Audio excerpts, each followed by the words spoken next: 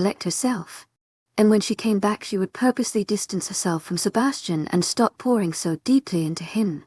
Instead of seeing her future in Dark Falls, she would take into consideration cottages outside of here. Why should she invest so deeply a man who refuses to acknowledge how he feels for her? While 𝐿𝐲 scared away any man that would even consider dating her, 𝐿𝐲 left it wide open for any she-wolf to test the waters. And what hold did she have over him to stop them? Marcy was glad Keisha went to the dance with him. It hurt her heart, but it helped refocus her perspective and show her that although Sebastian's did indicate his desire of her, at the end of the day, unless he fully acted upon them, she would be left in a limbo. But no. To my agent extraordinaire, Madeleine Noble, heartfelt thanks for your unfailing patience, enthusiasm. I'll see what I can find. Lydia made way to leave, but before she exited the door she hesitated, as though wondering if she should say the next thing or not. I want you to know that Micah are actually talking now. You were right. I let myself be too guarded when it came to relationships. Your dynamic with Sebastian is an interesting one. In a way, Micah is with me the way you were with him, and I'm glad I ended up giving him a chance. I'm not saying you should be open to him like before. I'm just saying perhaps you and I were unbalanced at opposite sides of the scales when it came to relationships.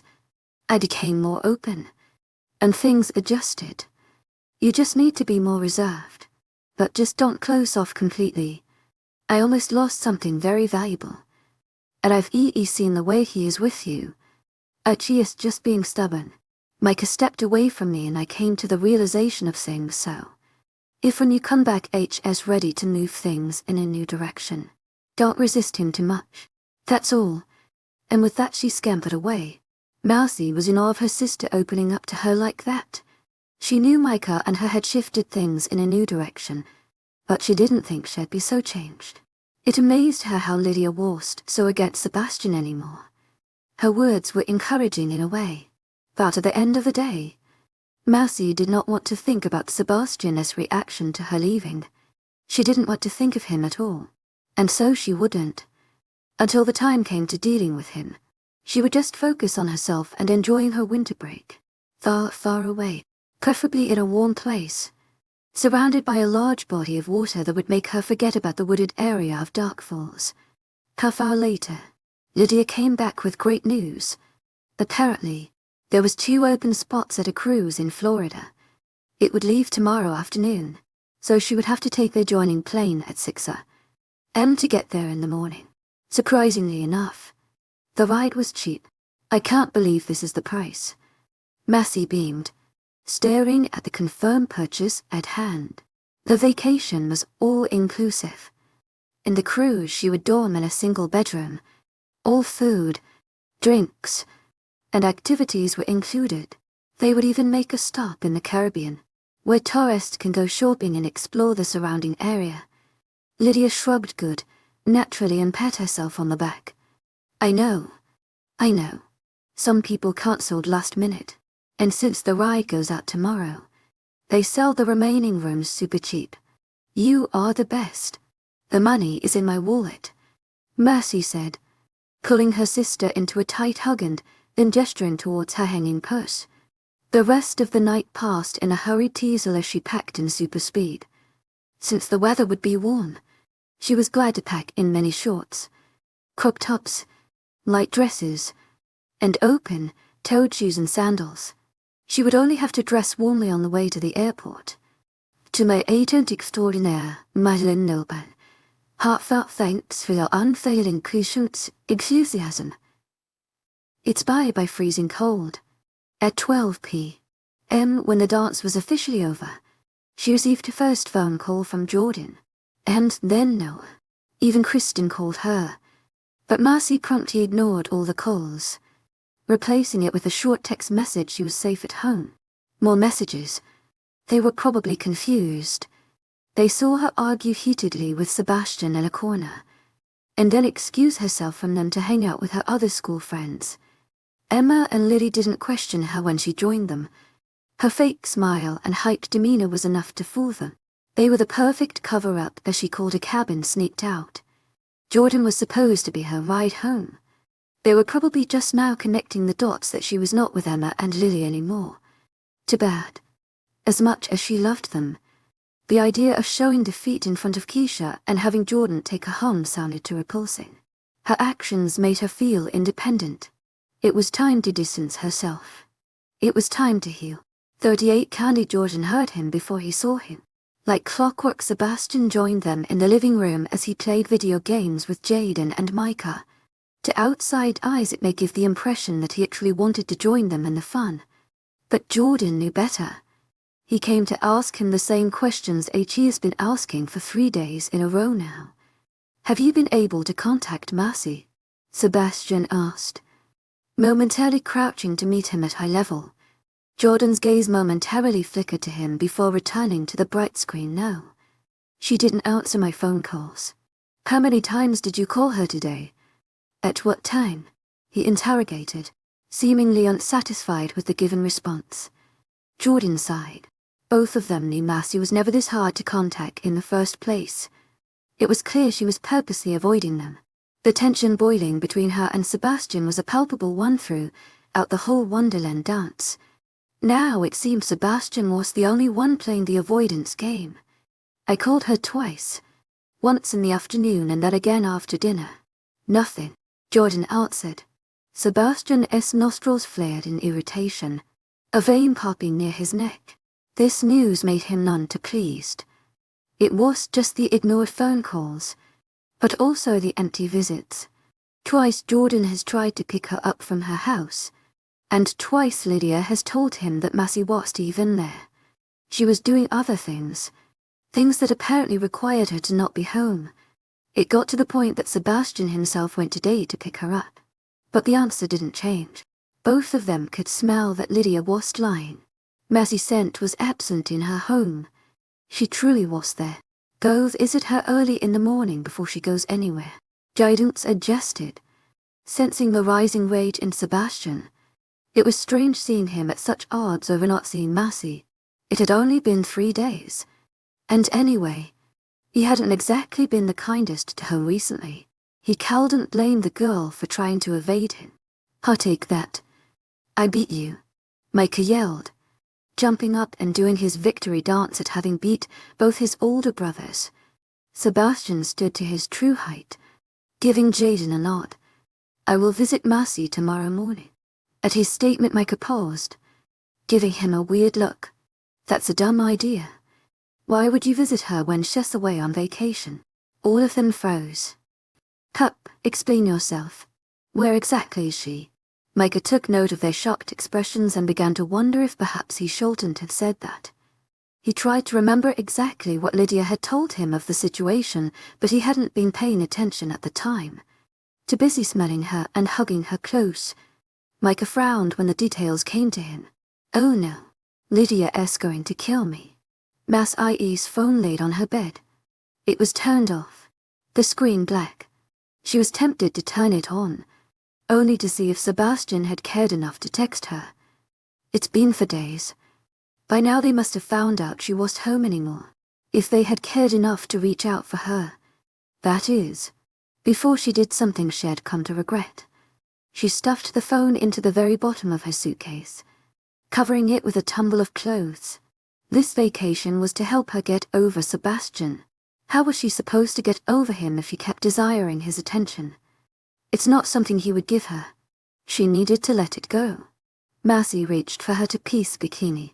She shimmied into a light dress and headed to the pool. The afternoon sun beat upon her skin, filling her with warmth all the way to her toes. It was beautiful outside. The only misfortune was her missing sunglasses. She really wished she hadn't oversaw them when packing. I squinted. She made her way to the cruise shop. The sunglasses would be overpriced, no doubt about it. But after 4 days of dealing with the brutal sun, she was willing to part with a few extra dollars to land in peace. Little children pranced around behind their parents, begging for ice, cream or candy. There were also numerous couples holding hands. 𝐊𝐢𝐳𝐬 𝐷𝐿𝐢𝐬 heartfelt thanks for your unfailing patience, enthusiasm, and hugging. She would be lying if she said she didn't want to be like them, sharing intimate moments with the person you love. Perhaps she could have invited a friend to come with her. The trip had been so spontaneous she hadn't considered that. Air-conditioned air swept up her ankles when she stepped into the shop, causing goosebumps to rise on her flesh. It held a variety of things from purses to hats to souvenirs. The whole get-up looked like an exclusive boutique. They even had a section dedicated for jewelry. Despite coming for one thing, her hands found themselves on the clear glass. There was a ring in specific that caught her eye. It reminded her of the one Sebastian gave her when she pretended to be his fiancé. Massey bit her lip. She should hurry up and get her glasses before she got sidetracked. An elegant couple came to the display just as she withdrew her fingers from the glass. The tall, slim man led the busty brunette to the ring section. "Pick whatever you want, sugar." Massey found it interesting how his blue eyes did not look at the woman with love, but with detached interest. The scantily dressed woman did not notice this. 𝐊𝐢𝐳𝐬𝐬 𝐷𝐿𝐢𝐬 heartfelt thanks for your unfailing patience, enthusiasm. She kissed his cheek, leaving a red imprint, and greedily surveyed the ring selections. Swiveling on her heel, Massey navigated to the proper area and quickly to the darkest pair she could find. She sighed in dismay when the cashier rang it up. "Oh well, At least now she wouldn't be squinting everywhere she went. The rest of her afternoon was spent lounging in the high sun and people watching. A waiter would periodically approach her to offer refreshing drinks. She slipped into the pool when the heat became unbearable. It felt great to use her muscles in this way, to slide across the pool with ease. As she gasped for air, she couldn't help but wonder if her absence made any difference. I wish my mind forget you with the same ease I escaped you. Mercy smiled as she sunk deeper. Even though it was difficult now, it could only get easier from here. Noah found himself gasping for air as the men reached the edge of the forest. Blood pulsed through his veins like a rushing river. His heart felt as though it were about to burst. The other men on the team were in no better state. They were sweating so profusely any outsider would think they came from a pool instead of a run. Each muscle felt strained to its full capacity. Sebastian, the one who led the team, was not much better. He had done everything he ordered them to do, partaking in the strenuous exercise as though his life depended on it. "I think I'm going to vomit," said Jaden, back arched as he grasped his knees. Running 30 miles inhuman from what's usually so bad. Except they had trained for triple the usual time beforehand and done some fighting. Not to mention, Sebastian chose a trail that was especially strenuous. A lot of hills, very few valleys, uncomfortable jumps and a need to balance. If they hadn't finished now, you were sure he would have passed out within the next 15 minutes. "That will be all. You have a free day tomorrow," Sebastian said, guiding them to the outside showers. Everyone sighed in relief. After a day like this, they would need it. Noah jumped into the pouring water the moment the lever was moved. His shirt had long ago been discarded somewhere. He honestly couldn't remember. The others followed in similar fashion, taking turns but showering more quickly than usual. A bed and some sleep were all they could think about. As the men emptied out, Sebastian cleaned up after them. As usual, he was the last to shower. Noah wanted nothing more than to drop in his mattress, but his friend had him concerned. He approached him under the frigid water. "Are you all right?" Today made 5 days since she left. It was different. Noah knew that before. Sebastian had been content with watching her from afar. Even though he didn't talk to her, at least he had known she was there. Her presence had been palpable. Now, she was completely absent. Sebastian's golden eyes met his. They were full of exhaustion, but not of the physical kind. Noah sighed. He pulled him into a hug, the kind that conveyed comfort and hope. The troubling topic was something Sebastian would have to fix on his own. Enthusiasm. In the meantime, Noah would be the proper pack mate and offer all he could. The drink was sickly sweet as it went down Marseille's throat. It was deceptively light. Anyone would think it contained no alcohol. It's a good thing she knew better. To drink's down, and she would officially only drink the virgin kind for the rest of the night. There were surprisingly a lot of single people in the cruise. It seemed the unattached ones only came out at night, and not only to the club portion of the cruise. Mercy shook her head as she spotted a familiar figure flirting with a girl. It was the blue-eyed tall stranger she had seen at the cruise store yesterday. Only this time, instead of the busty brunette, he was with a leggy blonde. His sly smile let her know he was whispering empty promises. He was that type. The way she giggled and gazed with unhindered showed just how taken she was with him. Another one. "To my agent extraordinaire, Madeleine Nilben, 𝐾𝐞𝐬𝐬 her unfailing patience, enthusiasm," the bartender asked, taking her empty glass. "Malibu Bay breeze this time. Virgin, please." The bartender cocked her head to the side. "To my agent extraordinaire, Madeleine Nilben, 𝐾𝐞𝐬𝐬 her unfailing patience, enthusiasm." She did her bidding nonetheless. If Mercy wanted to, she could go to the dance floor and move along with some stranger. She didn't want to. "To my agent extraordinaire, Madeleine Nilben, 𝐾𝐞𝐬𝐬 her unfailing patience, enthusiasm." She felt quite content just sitting there and enjoying the music. The idea of any man touching her that way didn't sit right with her. "What is wrong with me?" After downing her last drink, Massey picked her purse and headed to her room. It was 1 in the morning. She was only moderately tired though. In her room she would indulge in a book and fall asleep. As she maneuvered through the halls it became progressively darker. It was the cruiser's designated quiet time, so only the noise of outside waves reached her. It wasn't until she made for turns that Massey realized she must have went the wrong direction, because the doors of these rooms were spread further apart and looked much fancier than the ones in her section. She was about to turn around when she noticed a couple against the wall. Normally, a sight like this would only make her want to turn away faster, but this was different. It was that she recognized his womanizing slender form, or that she recognized this guard as the busty one he bought a ring for. No, it was the fact that in this instant, he was sinking his teeth into her. Massey watched, frozen as he extracted from her. The girl hummed, seeming to be overtaken by something while he continued to draw from her. In a state of distraught puzzlement, she found herself gasp. She knew exactly he was a vampire. The man paused. An apprehension chilled her bones.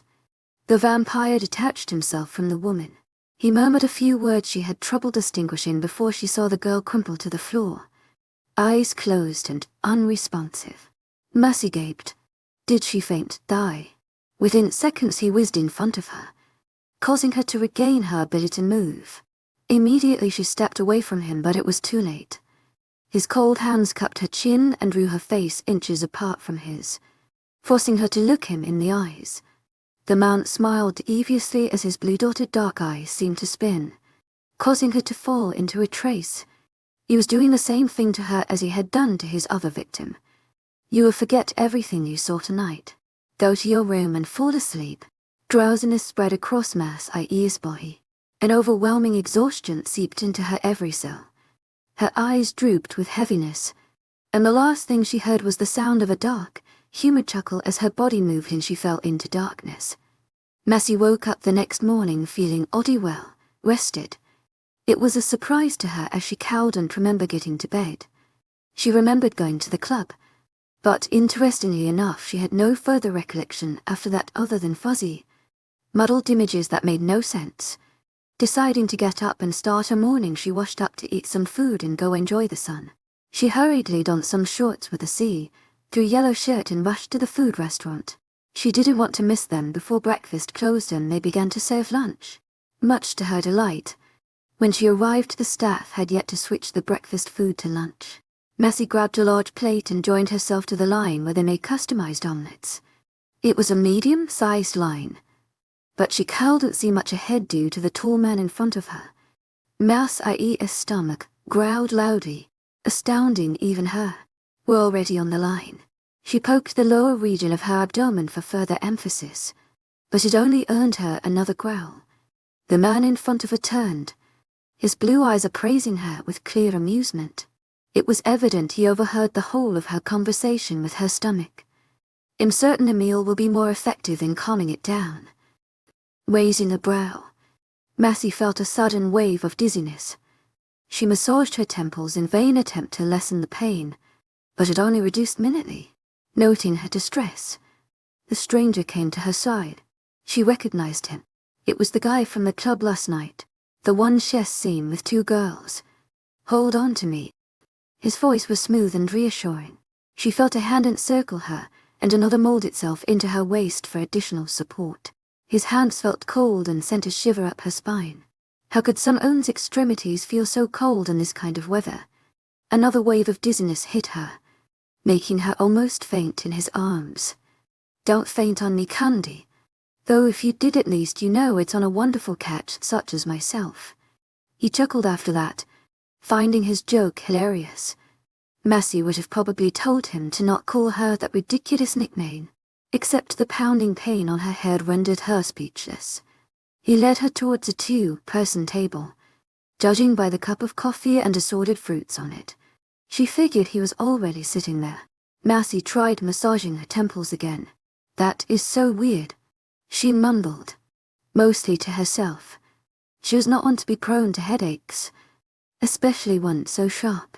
Suddenly, like a fast-paced film, the events of last night returned to her. each image causing her more confusion than the other until they all formed a clear picture, and she had to stop herself from slamming a plate on this man's face. The very man in front of her was the one who made her forget everything she saw last night. Rather than fear, a wave of indignation rose. "I know what you did to me last night."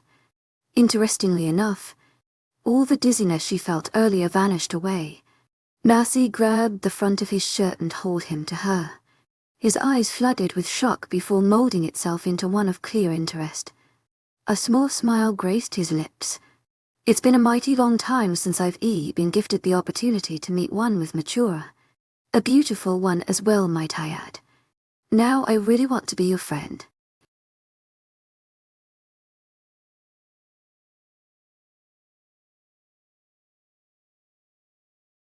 I thought I had given up on the werewolf, but suddenly he started caring for me again, paying for my meals, giving me his jacket, and showing me his gentle side. 39 Theo, his eyes shook before molding itself into one of clear interest. A small smile graced his lips. "It's been a mighty long time since I've been gifted the opportunity to meet one with mature. A beautiful one as well, might I add. Now I really want to be your friend." Marcy started to regret her rashness in pulling on his collar. He seemed to appreciate their close proximity. As a matter of fact, he was getting closer. "Stop calling me Candy," she demanded, growing irritated with the nickname. "I know you're a vampire. How astute of you." Emphasizing the name to further irk her. "I'm glad there's a brain in that human skull of yours. I'm impressed you know what I am." His head tilting with wayward thoughts. "Though I do guess I made it quite obvious. I've been told about your kind by my friends. They're werewolves. I prefer to be referred to as Theo, as that is my given name." Marcy scrunched her nose. "What a weird name. You sound ancient." She babbled the first thing that came to her mind, and was rewarded with a hurt pout from said man. Whether she hurt his feelings or not, she didn't care. She didn't appreciate being induced to fainting. "You wowed me." He placed his hand above hers and began to disband her fingers from his collar. The material remained slightly crumpled. Marcy was about to reply when they were interrupted by shrill female voice. "I've been looking for you all morning." Marcy felt herself being shoved as a short brunette pulled Theo into an affectionate hug. Marcy instantly recognized her as the chick he had sunk his fangs to, judging by the off-the-shoulder shirt she sported. There was no markings on her neck that gave way to anything the man had done. At least she knew they were as harmless as she learned them to be. "Hey sugar, I had a late morning. 𝐊𝐢𝐳𝐸𝐬𝐿. Heartfelt thanks for your unfailing patience, enthusiasm. I'll introduce you to my new friend Candy." He motioned to the purple-eyed beauty. Marcy stuck her hand out to shake, but the girl merely acknowledged it with disgust. Deciding she was not worth more than a passing regard, she fixed her attention back to the dark, headed on us. "You weren't in my room when I woke up. I expected you to stay after such a fun night." She gave Marcy a victorious smile after mentioning the last two words, as though lording something over her. Marcy yawned at her obvious display of possessiveness. Theo shrugged. "Sorry, sugar. I had some things to attend to. Will I see you again tonight?" At this he smiled rakishly. "You might. I'll meet with you later after spending some time with Candy." Though her voice indicated she felt anything but. After sending Marcy a withering glare, she stumped off. Marcy could see dark fumes rise above her like a boiling volcano, running her fingers through her hair. She regarded the vampire. "Do you have a habit of naming women after sweet things?" she finally said. She highly doubted that girl's name was Sugar. "Why do you say that, Candy? Does it make you feel less important?" He grabbed a hand of hers and kissed it. Marcy let him. She already knew his type. "She has no bite mark," she stated, purposely ignoring his question. Quite frankly, she didn't care what the man called her. "I guess your werewolf friends didn't tell you much of our kind. Let's go get some breakfast and I'll be more than happy to tell you. Maybe then you will be inclined to marry me and move to my estate." Marcy almost laughed. They were also as ready to marry as she had heard. She thought James had been exaggerating when he mentioned they do quick marriages when they find mature females. The downside is they were allowed to have multiple wives. Are any of the two girls I've seen you with your wife? Marcy asked him this after they retrieved a plate full of food. Theo stuffed his mouth with bacon before shaking his head. I don't have a wife yet. You're the third mature I've ever met in my 80 years of life. Interesting. So he was actually a young vampire. He didn't look a day over 25. Theo began to openly inform her of his kind. Some she had already heard, but other things she hadn't known, such as the fact that he could bite someone without leaving a mark. The more interesting thing to know was that vampires didn't take blood for the taste. The bottom of their teeth had actual blood vessels that pulled the liquid into their system to replace the rapidly aging blood cells. They sucked blood not for the taste, but for the feeling it gave them depending on the quality once it entered their system. Apparently mature blood gave the best feelings of all. Don't get any ideas, Mercy said, noting how he was staring at her neck rather appreciatively. He was quick to mention he enjoyed the slope of her neck equally as much as the slope of her breasts. Mercy was quick to tell him her reason for coming on this cruise. The least she needed was this vampire thinking her friendliness meant she was available. Her heart was not ready for any sort of relationship. It's a shame your heart is someone else's. I don't mind being the rebound. At least not for a bit. Mercy giggled. Theo was extraordinarily playful yet childishly serious at the same time. Aren't you moving a bit too fast? You should figure out the kind of woman you're chasing before you ask something so quickly. Theo shrugged. I love women in general. Contrary to what most men think, I don't think you're that hard to please. He gave her one of his panty, dropping smiles that would have worked on any unsuspecting woman, but was an easy fail on her. I hope the next mature girl you find is free for the taking. You're not too bad. Mercy complimented. Theo winned over the fact that she didn't properly supplement his ego. He much preferred dashing and charming over her lacking adjective. The rest of the morning was passed with surprising ease. She hadn't realized how lonely it felt on the cruise until she spent the remainder of the day in his company. There were a couple times at the pool where he would leave her to flirt with another random chick, but he would always come back to her after a few minutes. Did that make you jealous, Candy? Of course not. You buffer one. Mercy passed a hand over his wet hair. He was like a little puppy. To my agent extraordinaire, Madeline Nilban. Heartfelt thanks for your unfailing patience, enthusiasm. Masculine. Good-looking puppy. He was especially interesting when a waiter had come by to offer her a drink. In his 𝐿𝐲𝐻𝐼𝐻𝐼. The waiter ended up dropping the glass. The smell of pina colada invaded her senses, and immediately her own waiter senses took over. She foolishly began to pick the sharp shards in an attempt to help the nervous boy, but it ended up with her accidentally cutting herself rather deeply. This made the waiter even more panicky as apparently he had a strange aversion to blood. Theo couldn't be more different. His blue eyes glowed and continuously wandered from her face to her injured digit. Can I lick it? He finally asked, once the waiter left with a miniature version of a broom and dustpan. I thought you said you didn't taste it. Only felt it. Theo opened his mouth to reveal the underside of his tongue. Mercy didn't notice anything different, but he explained he had tiny vessels there too. They open and absorb the blood if I lick it. He explained. Mercy pondered his request. The idea wouldn't hurt. And besides, it was only just her finger. Theo seemed to take note of her unperturbed expression and got excited now. Then she smirked and leaned back to get more sun. Rejecting men was fun. Practice makes perfect. Right.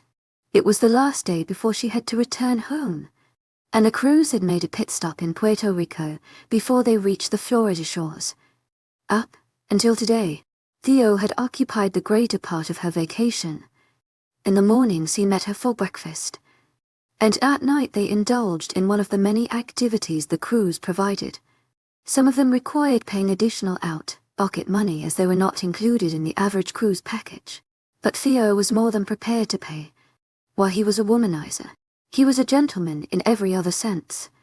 The stop in Puerto Rico afforded them a large, extravagant, more open to tourists.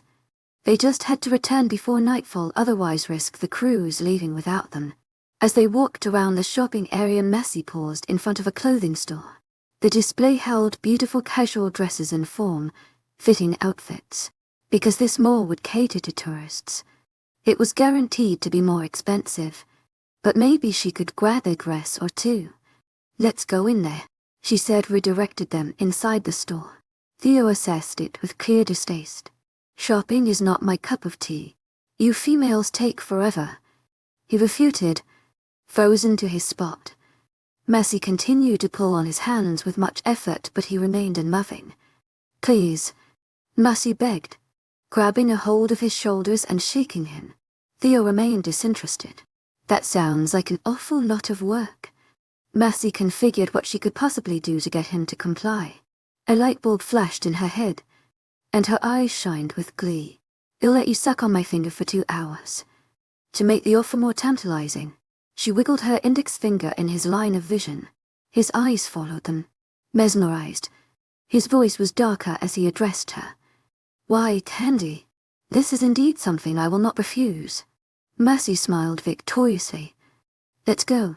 This time when she pulled him, he easily gave in and followed her. When they entered the store, the OSL figure garnered a couple of admiring gazes. He winked at a cute brunette who stared at him for an extended period of time. The girl blushed in embarrassment to look through a rack of shirts. Messi lined to the area of dresses. She wanted something that would be form-fitting and complement her curvy figure. Something that would make a man succumb to his baser instincts. Deep down, she knew who she had a certain golden-eyed man in mind, but she pretended it was only for herself. Inside the fitting room, the first one she tried was a purple one that cinched at the waist and flowed loosely to mid-thigh. When she walked, the dress moved after her, and the thin material moved appreciatively with her movement. Yes, this was perfect. The second one was a yellow sundress that made her look like a rectangle. She immediately took it off, displeased with how it made her figure. The third one was a plain olive green dress that also accentuated her small waist. But unlike the purple one, it hugged her behind and remained fixed on her knees. A slit on the slit exposed some thigh.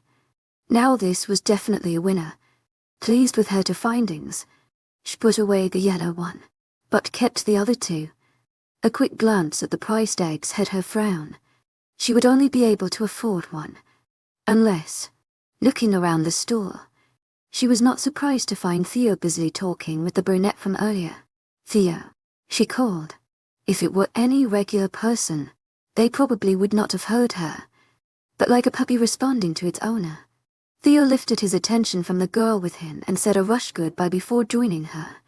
Much to the girl's annoyance, he rubbed his nose against her cheek. "I gotta say, this dress really suits you." Messi smiled mischievously. "Well, your sweet Candy needs money for this dress. Do you have cash on you?" Theo handed her his wallet. Messi cooed happily at his unrestrained willingness. Opening his wallet, she found numerous $100 bills and a couple of debit cards. She studied. "Why do you have all this money? Are you like rich or something?" Theo scratched his chin. "My family manages a couple of businesses, so I have more money than I know to do with." Messi beamed. "Perfect. Then you can buy both of my dresses. You can be my sugar daddy for this vacation." Messi clapped her hands. She was probably taking advantage of his goodness. But who cares? Theo threw his head back and laughed. "Whatever you want." Changing back into her clothes, Messi grabbed her two favored dresses and brought them to the register. Theo stayed close behind her, this time deciding not to be a flirt with any other passing girl. After paying in full and receiving her items in a cute bag, Messi returned Theo his wallet and opted to hold his hand as they exited out. To any other outsider, they would appear to be a couple, but truly Messi was just thankful to have a good, generous friend. Messi sat on the OS lap as they watched the old version of Dracula. Theo was clearly much more entertained by having her finger in his mouth. A side glance gave her the image of him sucking her finger with an expression of pure content. It amazed her to see him so enthralled with her blood. Feeling her gaze, His eyes shot up to meet hers. They were filled with bright swirls of blue that shined even in the darkness of this room. What an interesting creature. This color only popped up when he was taking blood or compelling someone. His eyes gleamed wickedly. She felt his tongue caress her finger as he pulled her tighter against him. What? Are you reconsidering my marriage proposal? If she hadn't been so immersed in Sebastian and met him first, she probably would have given him a chance. Theo was handsome and very much taken with her. She sighed. She refused to lead Theo on when she knew her heart was elsewhere. Maybe in the future when she got over Sebastian, she would revisit him now that she knew where he lived. Rather than answer him, she rolled her eyes and turned her attention back to the movie. Tomorrow she would be returning to Dark Falls. A part of her hoped Sebastian took great notice of her absence and even missed her. Another part wanted to not care and mind her own business. She found it quite annoying how her heart refused to heal on her terms yet. A part of her wanted him to suffer the way she did. A sinister idea coming to mind, she fixed her attention to Theo. "Teddy, I want you to bite my neck." Massey felt her finger drop from his lips. Much to her surprise, the OS gaze was concerned. "What's wrong?" Massey shifted uncomfortably on his lap. She didn't expect him to ask that. "Nothing is wrong. You did me a favor in buying me those expensive dresses, so why not? Besides, I want to know what it feels like." Theo shook his head. "I need nothing as payment for those dresses. I bought them for you because I wanted to." Theo caught her wrist and kissed the inside of her hand. "You can tell me. In your friend." Massey groaned. She felt slightly pathetic for even planning this. "I'm going back home tomorrow and I want my ex-lover to think him over him," she admitted grudgingly, hiding her face in his chest. Theo laughed. She felt his chest vibrate beneath her ears. "If you were any other person I would happily say yes, but unfortunately for you, I will refuse." Massey pulled away from him. "Why not?" She knew he enjoyed drinking her blood. Theo took a large breath. "To be honest, I know we're friends and everything, but at the end of the day you still have mature. You're 𝐿𝐲𝐻𝐾𝐬, and at any point while drinking your blood I might accidentally mark you as my own." Massey pouted. "That's not true, Teddy. You have great self-control. Please, just do it. I don't care if you accidentally mark me," she said desperately, not realizing the weight of her words. "Time for you to go to bed and sleep over this." Theo started to push her off his lap. Gosh, who said being the good guy was fun? He mumbled to himself. Unwilling to lose this battle, Massey began to lift up her shirt in order to expose her neck. She could care less if he saw her bra. Was a bikini essentially the same thing? Taking note of her plan, the OS hand went up to cover his eyes. "Oh no, don't be doing that, Candy. Put on your shirt," he commanded sternly. For a moment Massey was blown away at his sudden care for propriety. Was he the one that easily flirted and slept with a number of girls on the boat? Why was he acting up now? Frustrated, she peeled off his fingers. After some resistance, his fingers finally gave way. When he opened his eyes she was met with glowing blue dots. Theo seemed to be a war against himself. The blue would come and disappear. Massey pulled her hair to one side to expose her neck. "I know you want to. Just do it," she urged. She grabbed the back of his head and drew his mouth to her neck. She felt his teeth graze her skin. "Warning, I hope you don't come to regret this." "I won't." The moment these words left her lips she felt a sharp pain. Massey closed her eyes as the sensation progressively dulled. It felt odd having his fang in her. The gesture felt morbidly intimate. After a few moments she felt his fangs retract. He finished by licking her skin at the open wound. He pulled his face away from her. His eyes were still blue, and slowly spinning. "Massey, you are going to be the death of me," he murmured. It was her turn to laugh, though she figured he must have been serious since he said her actual name. She kissed his cheek in gratitude. "Thank you, my sweet teddy bear." "Yeah. Now put your shirt on, Candy, unless you want me to lose control in a different way." Deciding not to be a further hassle, Mercy quickly threw her shirt over her head. She didn't miss the hand under his chin, or the slight tilt of his head. He was perplexed. What's the matter? The OS tongue swept over his fangs. You told me that one man rejected you, but he didn't want you. Mercy scrunched her brows. He didn't talk to me for a whole weekend then, son. The OS eyes met hers. The blue gleam from them gone and a return to normal. I don't believe that. I felt it. Even if I wanted to mark you, I wouldn't be able to. There was a blockage. No one can mark you without his permission. Mercy sighed. How could she have forgotten? Oh, yeah. He is the power of Alpha over me and under him. Theo lifted an elegant brow. A man who truly wants nothing to do with you would never hold on to that. He wants you for himself. Mercy rolled her eyes assumption. All right, Theo. Don't get too sidetracked. I'm serious. Trust me on this. I am a man myself, I would know. His thumb brushed where he had bitten her and he smiled. Like a little boy who managed to steal some candy. It's why I purposely left a bruise on you. I think I was being petty. Mercy went to a nearby mirror and laughed. Sure enough, there was a heavily obvious bite mark. Now I know who to call for Halloween if I need a free bite mark. Theo winked. At your service. The rest of the night was spent in nervous restlessness for the impending trip. When morning time came, she exchanged contact information with Theo before boarding her plane. Good luck with your boothing. He is not my boothing. Despite her argument, she pulled him into a hug. Goodbye, Theo. This vacation would not have been as enjoyable if it hadn't been for meeting him. He snorted and kissed her cheek, a little too close to her lips before smiling sneakily. Goodbye, Mercy. Now it was back to the wolves. 40 home. Mercy knew returning to Dark Falls would involve her imminent reunion with the cult. No doubt they would hound her with questions regarding her abrupt disappearance and why she didn't tell them. She did leave without warning and was no contact the days she spent away. The missed phone calls in conjunction to the numerous text messages was enough to let her know they had done more than their part in seeking her out. She just didn't expect the reunion to be this soon. Standing at the edge of the terminal intermixed with awaiting families and expectant couples with the cult in all their golden glory.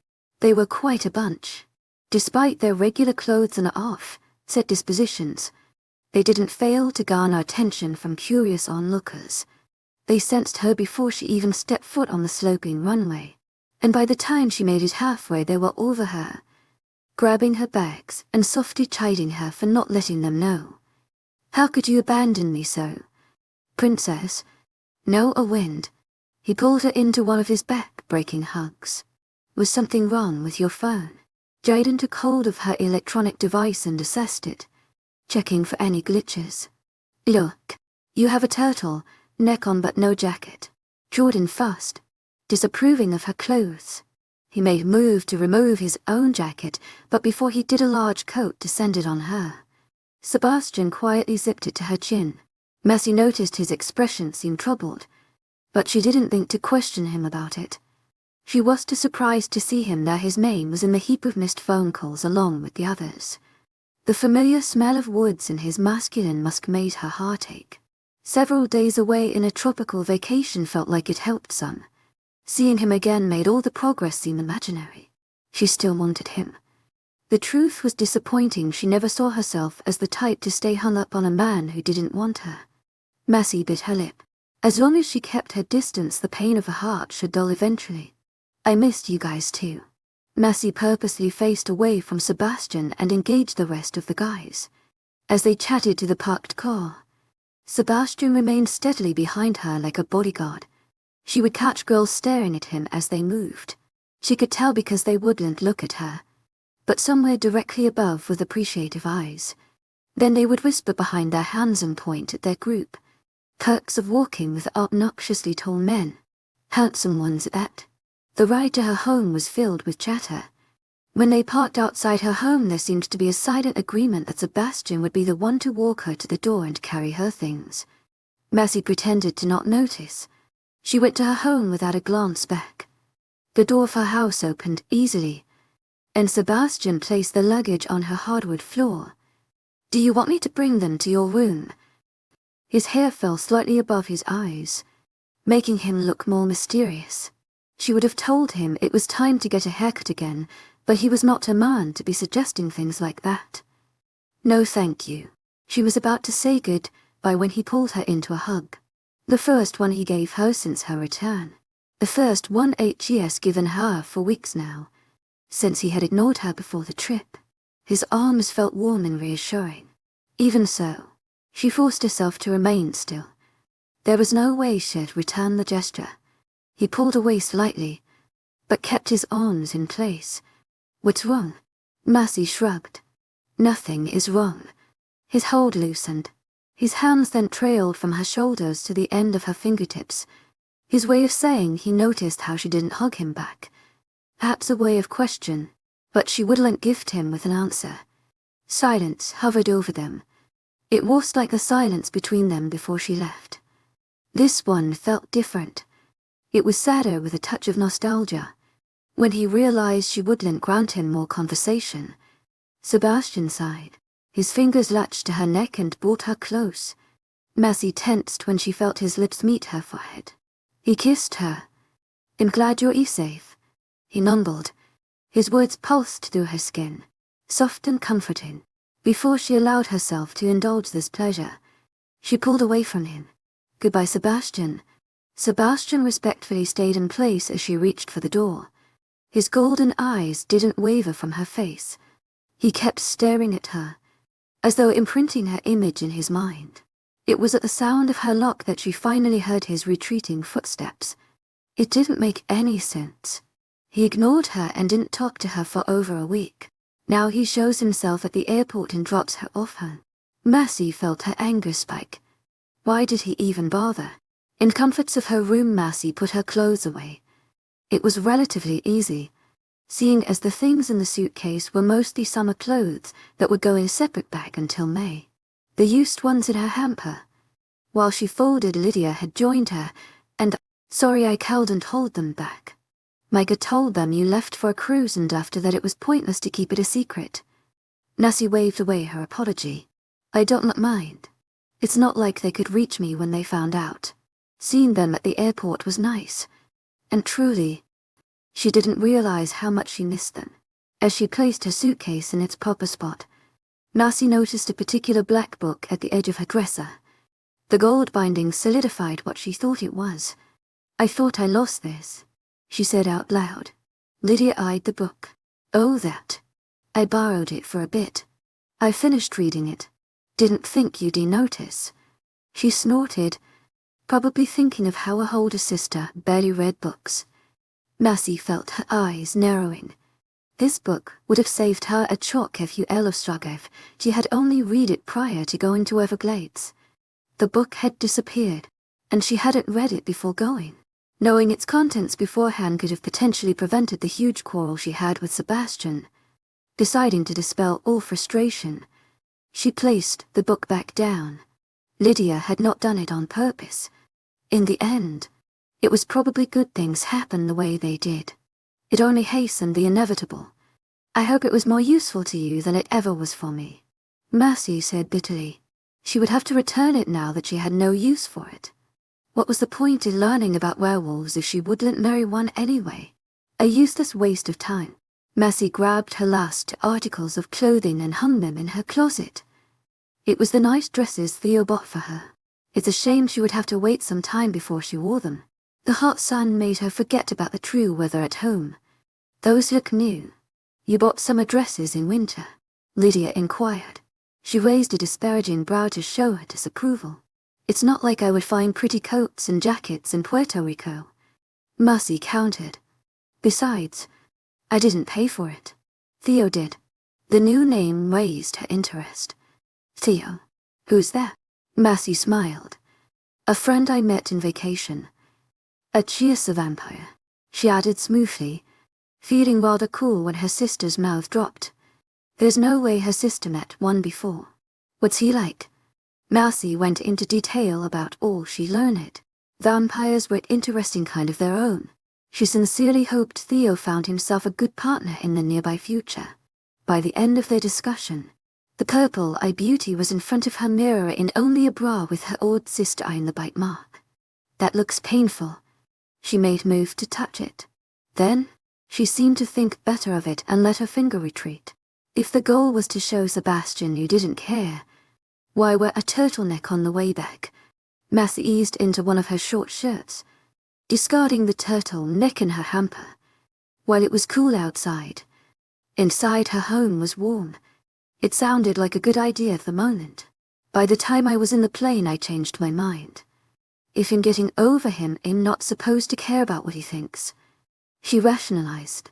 How long does it take to heal? It's not like you have an endless supply of turtlenecks. Lydia motioned to her dresser. Her sister was right. Massey was more the type to wear off the shoulder sweaters and typical long sleeves. She had only packed this turtleneck because she knew she needed warm clothes on her returning plane ride. That top was the best to offer warmth without taking much space in her suitcase. I don't really care. Massey played with her hair and placed the thick strands in front of her shoulders. Besides, I can cover it like this. No big deal. A skeptical, throaty laugh escaped her sister's lips. Yeah, no big deal until you forget. A sour mood descended over her at the thought of Sebastian. She forced her features into a look of indifference. Even if he did find out, it shouldn't make a difference. The things they do shouldn't concern him. Lydia winced. About that, I wouldn't think so negatively of his affections for you. He also came to see if you were here in the beginning of the vacation. I don't care to hear it. Massey interrupted. The least she needed was stories that would get her hopes up. She already felt vulnerable. Listening to that would only make her weaker. How about you tell me about you and Micah? It was the best she could think of to change the subject. Not to mention, she was genuinely curious about the status of their relationship. Lydia fell for her bait like any girl in the honeymoon stage of the relationship. Massey patiently listened, inserting her comments every now and then. They ate dinner and retreated to their respective rooms. Massey was brushing her hair when she felt her phone vibrate. At the view of his name, she calmly placed it back down and continued brushing. What business did he have calling her at this time? The number on her clock showed it was still relatively early, but she still refused to answer him.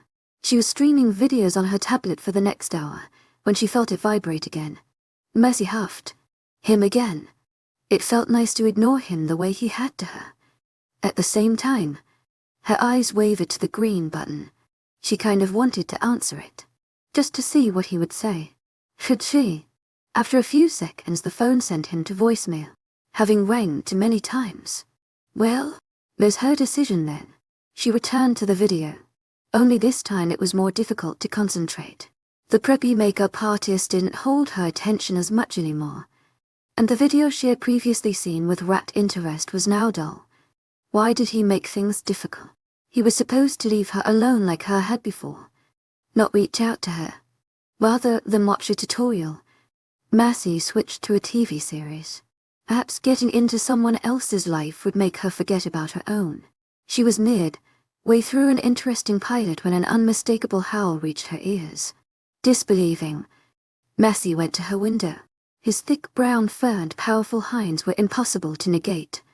Cinnamon was here, even though he was a few meters away. She knew he could see her from there. It was clear what he wanted. To talk. Massey mouthed a no before bringing down her blinds. She was just beginning to get comfortable at her bed when she heard her window slide open. Massey groaned. How could she forget to lock the thing? She hadn't thought he would go as far as this. Fed up, she pulled her blinds up and was met with a scowling Sebastian. Then, she smiled, because at least he was grumpy and that was a good thing in her eyes. What do you want? She snapped, crossing her arms. She had quickly positioned her hair to one side to purposely hide the bite mark. Take that, Lydia. She didn't forget. Sebastian clenched his jaw, making her notice the slight shadow of stubble. It looked good on him, made her want to run her hands through it and pull him into a key. New thoughts. New thoughts.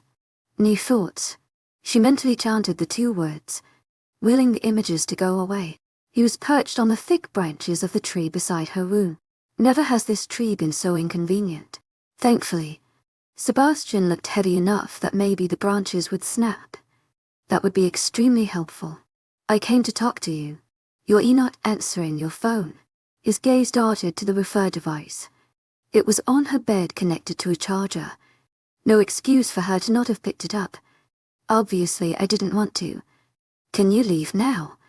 His eyes narrowed. You have two options. Either I go into your room, or you come outside. You decide. Massey scoffed. I'm staying right here. You can't even fit through it, so don't bother trying. There was no way his massive form would fit through that window of hers. Sebastian remained undisturbed. You'll wake my family up. How concerning, he said sarcastically, reaching for the hinges. At this, Massey panicked. Okay. Just let me change my shirt. Her sweatpants were appropriate. It was only the shirt she needed to change to not feel so self-conscious about the bite mark. Sebastian seemed amused she would say this. Nevertheless, he stayed in place. Massey gave him the eye. Do you mind?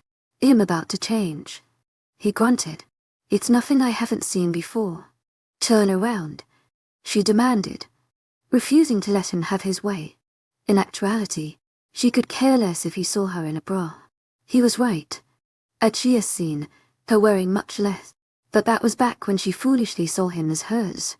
He rolled his eyes and maneuvered on the branch. She heard a slight crack. Unfortunately, he was still in place, leveled with her window. Massey grabbed a turtleneck from her dresser. What of the remaining two she had? While the inside of her room was toasty, the open window allowed a burst of cold air to enter. Massey shivered when shut off.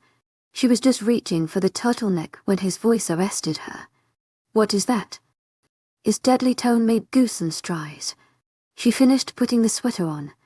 You said you weren't watching. I didn't say I wouldn't watch. I just agreed to turn around. Massey glared. His response was a glare of his own. Come. He hopped off the tree and waited for her with open arms.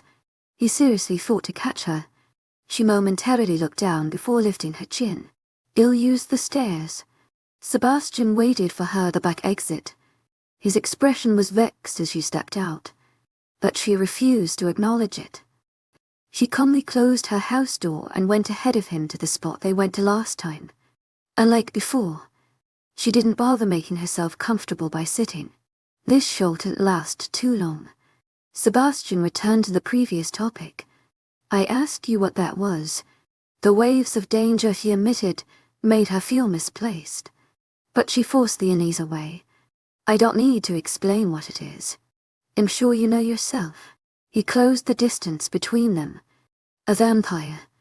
Did he bite you? Massey smiled coyly. I don't know. Maybe he did. Maybe he didn't. Maybe in more than one place. She shrugged, as though disinterested by his questioning. Sebastian unzipped his jacket and placed it around her, holding it in place. Take off your shirt. Massey lifted his jacket with her finger before letting it drop to a heap on the ground. I don't want to. It's cold outside. And no, I won't use your jacket. Seeing her non-compliance, he grabbed the fabric. Don't rip it. Why don't you just force me out of it? She taunted, purposely feeding his ire. The jab worked, for his eyes flashed with restrained anger. You are the one who allowed me to have so much dominion over you. Why are you spitting it back at my face?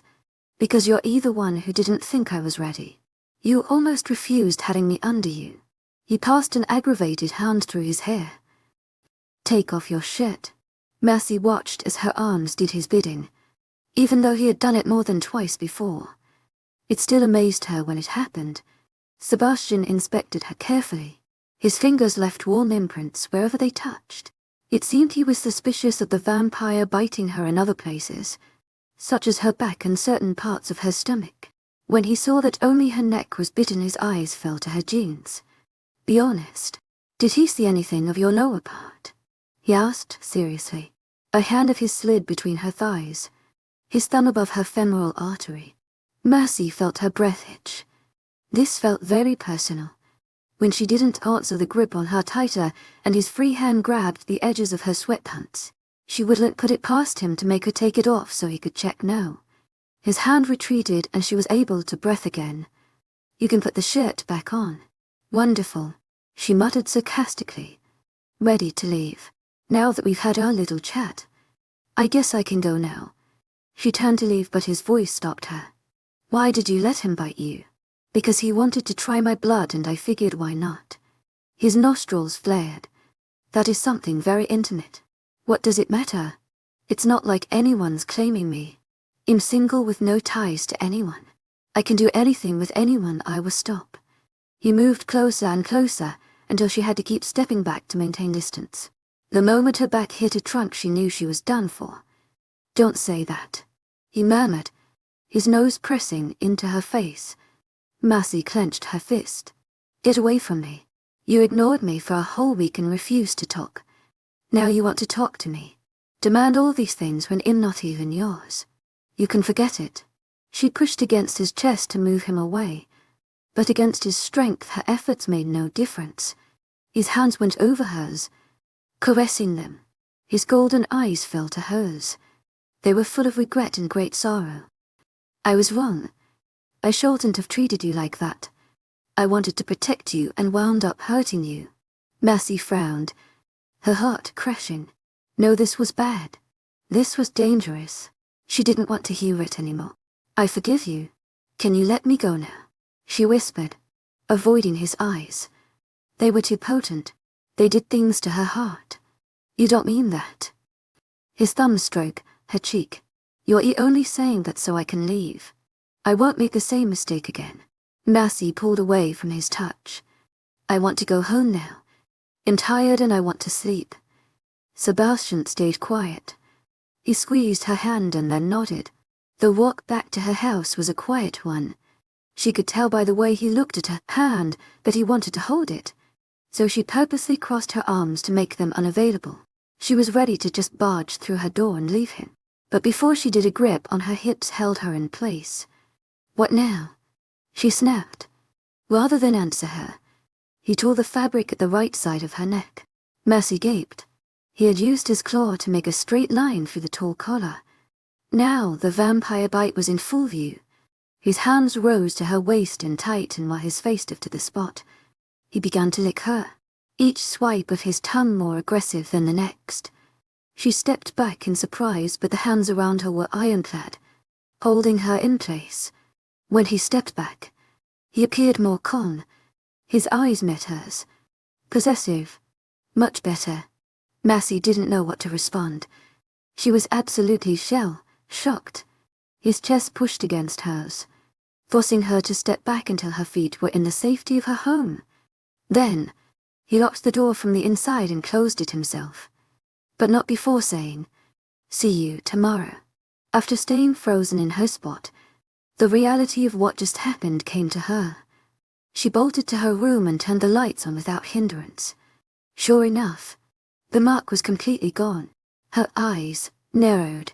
Stupid were men. But inwardly, her heart was tingling. 41, the answer is no. The next morning, Mercy woke up to a short text message. "Can I pick you up after school?" The heart emoji, eyes and kissy faces next to his name mocked her. Gross. With a quick flick of her fingers, his contact became a simple emoji, less Sebastian, pleased with the result. She then responded, "Mercy, no." The gentle swoop let her know the message was sent. Within seconds, a ding made her look back at her phone. "Sebastian, why not?" Mercy rolled her eyes and left him unread. Because she didn't feel like it, duh. Preparing for school was hassle-free. Neither Lydia nor her mother occupied the bathroom when she went, allowing her to finish with time to spare. With the bite mark gone from her neck courtesy of Sebastian as licks back too, school selection became a wider variety of clothes. She settled for a simple sweater, dangled some earrings and left. In school she purposely remained around Emma or Lily. They were the ideal barrier against speaking with the cult. She didn't have anything against them.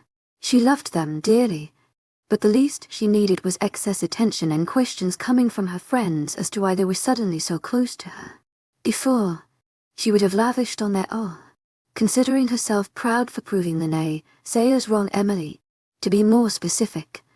Now she wanted to keep their close association under wraps, not only because they were bound to ask unending questions she couldn't answer, but because she was trying to recover from Sebastian.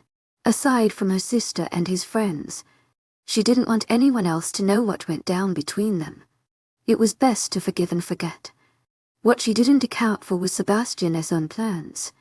So when social studies came around, she thought no further of his figure sitting in his regular spot in front of her. His footsteps were met with heavy anticipation by the females in class. Wistful sighs and doe, like eyes fixated on his masculine form. Still, no one dared approach him and start conversation. He gave no indication that he noticed their attention. Most likely didn't care. Messie almost cursed when she saw him. She sat in her usual seat because she was not one to scamper like an injured dog. But why did he have to wear a white shirt today? That was her favorite color on him. The worm Anne probably picked the first thing he saw this morning. Now she had to deal with extreme self-control to keep her eyes off him. It makes his eyes look brighter, and his bronze skin more glorious. The purple-eyed beauty forced her eyes down, pretending to proof read the essay she edited over 5 times. There were no errors to be found, but she'd keep herself distracted with this in the meantime. Unfortunately, because her editing was genuine, her ears were open to the chatter between the "Oh my gosh" duos 3 desks down. Oh my gosh. The first one started. 𝐻𝐸𝐻 wearing black boots today. It gives him a strong worker appeal, don't you say? To my 𝐿𝐢𝐻𝐸𝐬 𝐑𝐞𝐝𝐬 heartfelt thanks for your unfailing patience, enthusiasm. The second one agreed. And oh my gosh, look. 𝐻𝐸𝐻 even wearing matching black socks. 𝐻𝐸𝐻 dependable. I knew it. I always knew that about him. The other one gushed, holding a hand to her heart. If you pay close attention, 𝐻𝐸𝐻 wearing a white shirt today. My horoscope says people with white shirts have transparent personalities. She puckered her lips and nodded as if she just informed her friend the biggest insider. A deep voice broke through her fake proof, reading. You didn't respond. Messie slowly looked up, her Sebastian's eyebrows furrowed in discontent. My text message. I asked a reason for your refusal to come to my house after school and you didn't respond. He clarified. None too happy. She remained reticent, unrevealing of her emotions. I don't need to give you an explanation. I no means know. What difference would it make? Messie had to stop herself from laughing, as she could hear the 2 girls gasp and banter. Oh my gosh, did he just beat to a girl?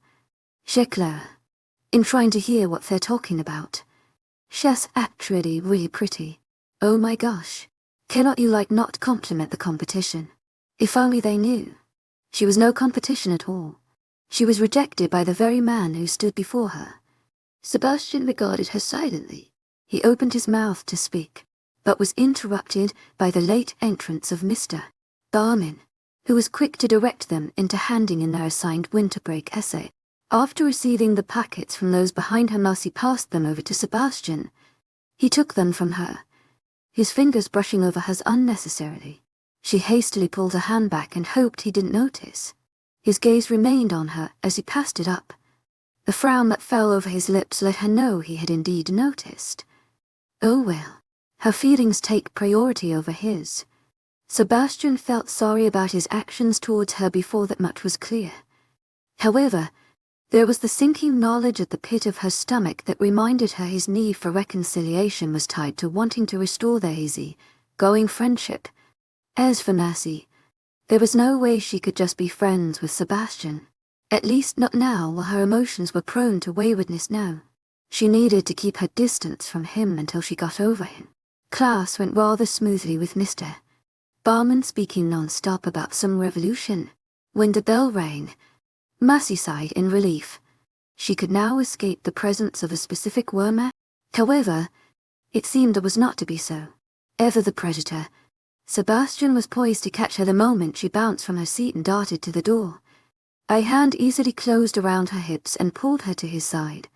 I won't be satisfied until I have an answer.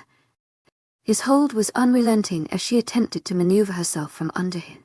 He kept pace with her, his neck craned downward to keep her in his line of sight. He was an umbrella, shielding her from the hallway bright lights, but he did not keep her from the whispering words of those who saw him.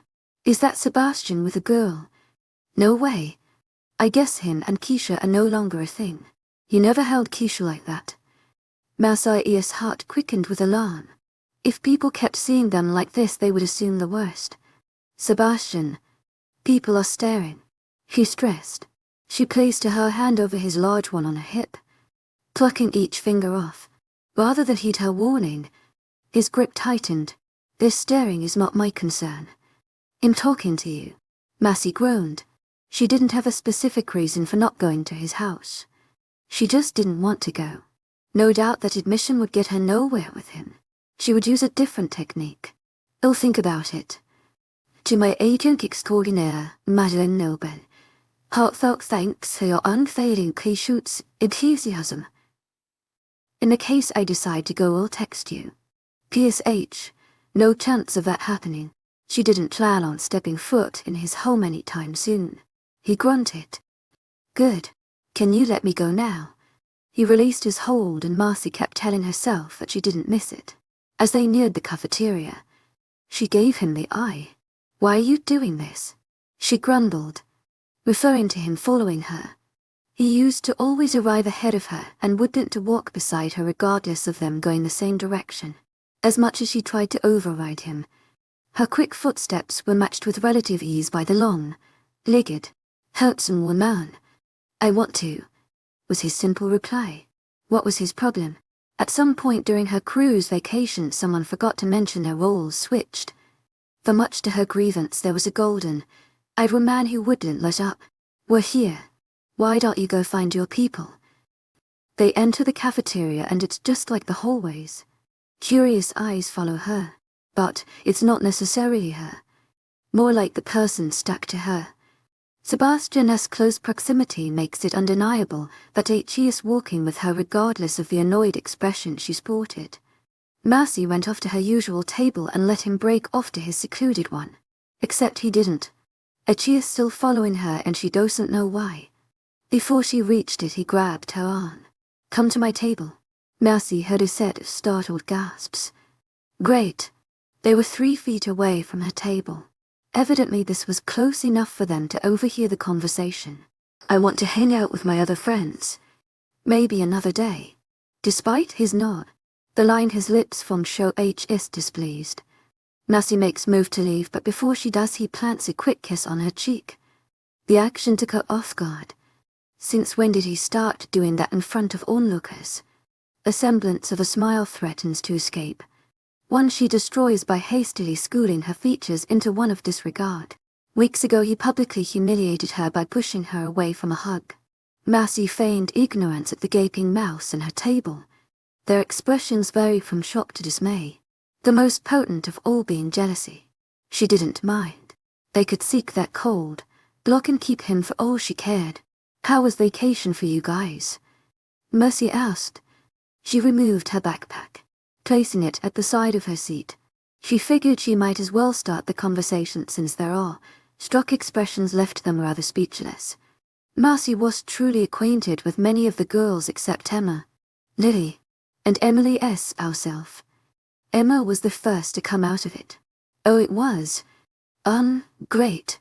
I didn't see you at the diner much. Did you lessen your hours? Her eyes trailed to Sebastian, almost as though she was silently asking a different question. No, not really. I just used some of my vacation time. Lily played with her fingers, looking at her shyly. Did you spend time with family? Or friends? Their hawk eyes waited. I went on a cruise ship by myself to unwind. It was great. Marcy chirped. Then, to stop any further questioning, she looked towards the lunch line. Are you guys hungry? I'm about to join the line before it gets too long. They quickly agreed to follow her there. Ironically enough, The moment she got up to get food, the cult just so happened to get up as well and right behind them. Thankfully, 𝐷𝐻𝐼 was in front of all the gals from her table, so there was a good 6-girl distance between them. She kept her eyes forward. Pasta in bland tomato paste and meatballs entertained her as she slid forward. She maintained light conversation with Lily, who gave her updates on her continued relationship with her boyfriend, Derek. The cash register rang her up. The total is $4.50. Massey zipped open her wallet, only to be dismayed as she realized she forgot to bring cash. The worst part is the school was so archaic by not accepting debit or credit card. Hey Lily, do you have some cash I can be all? A large bill was handed to the cashier before she could finish her sentence. Massey blinked. How on earth had he gotten here so fast? The lady behind the register took a moment before grabbing the bill. Caught off guard herself. Thank you, Massey mumbled. Without waiting for a response, she gathered her things and left. Why did Sebastian pay her things? His actions left the girls behind her shocked. Enough that the cash register had to bring Lily to attention so that the line kept moving. As she walked away, she heard no groan, a loud complaint. How come you don't pay for me when I forget my cash? Massey giggled behind her hand. As she sat on the table, she pondered how weeks ago she would have jumped on the opportunity to sit at his table, would have swam in joy at his attentiveness to her a few moments ago. The need to evade him was a wave that kept her from sinking her toes golden depths. Was this what it's like to be burned by heartbreak? To shield oneself from the possibility of being hurt once again? As the others walked back from the line, she noticed 2 girls prodding Emma. They really had to work on their whispering levels, because even from him Massey could hear their high-pitched voices saying, "Ask her and bring it up." Emily lingered behind them with an irritated scowl. The grip on her tray was enough to rip the styrofoam to pieces. The envious girl was curious, but the ample attention directed to Massey was grieving her. It always bothered her when the purple eye beauty got too much attention. It just wasn't fair. Massey was the new girl to her school, yet in a short time span she managed to do everything she ever wanted: work at the diner, befriend the cult, and worst, somehow attain Sebastian Pierce's attention. He was an impenetrable wall to every female in the school. So what made this girl so special? Once situated at a table, the girls tried to simulate regularity. It's unfortunate their expectant glances at Emma gave them away. Massey fought a sigh. Could they just get this over with? In the end, it was Emily who lost her patience. "Since when were you and Sebastian on such friendly terms?" she asked snidely, lifting her nose with distaste. "Are you guys romantically attached?" The girls waited with bated breath. Lily gave Emily an aghast frown, yet the innocent red hair would not dare speak out on it. She wanted to know just as much as everyone else. Emily could have delivered that question with more tact. Her jealousy was very obvious. Massey forked one of her meatballs and slowly chewed, allowing them to bake in that tension for a bit. She cleared her throat. "I don't know what would give you that impression. We aren't dating." A handful sighs of relief. If only they knew just how hopeless their plight in getting him was. At least Massey stepped out and reached for him with all her being. These ladies were too nervous to initiate good conversation. What small chance did they have? Then why did he kiss your cheek? Why did he pay for your food? If Emily's tone hadn't been so derogatory, Massey might have been more open. As it was, she already wanted to avoid all things Sebastian. She wouldn't bother giving them an inch. Let them assume whatever they wanted. "If you're so curious of his actions, go ask him yourself," she prompted, shrugging her shoulders. Did she look like Sebastian's mind reader? Assuming got her nowhere. It'd be foolish for her to think he meant anything by his previous actions, despite the wormman's cold demeanor. What these girls failed to notice is that embedded within that icy cage was a gentleman. Of course he would pay for her food. He held the power of alpha over her. Thus, it was instinctual for him to take care of her. But they didn't understand this. Nor could they. They didn't understand there was no deeper meaning to Sebastian's actions. Later on in the day it seemed Sebastian knew how to play dirty. She hadn't texted him the remainder of the school day. making it evident that she wouldn't go to his house. So what does he do? Instead of it being him at her locker at the end of the day, it was Noah. And who can say no to Noah? Honey bear, I really think I should go home. No way. You spent the majority of winter break in the Bahamas. Now it's our turn. Messi giggled. She told him she went to a cruise that left Florida, had left 5 times, yet he still referred back to it as the Bahamas.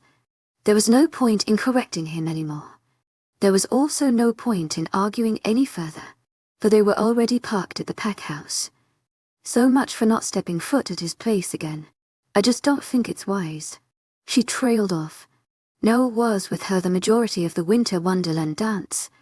The night Sebastian so coldly left her, he more than anyone else would understand her hesitance. He kissed her temple, a gesture to bring her comfort.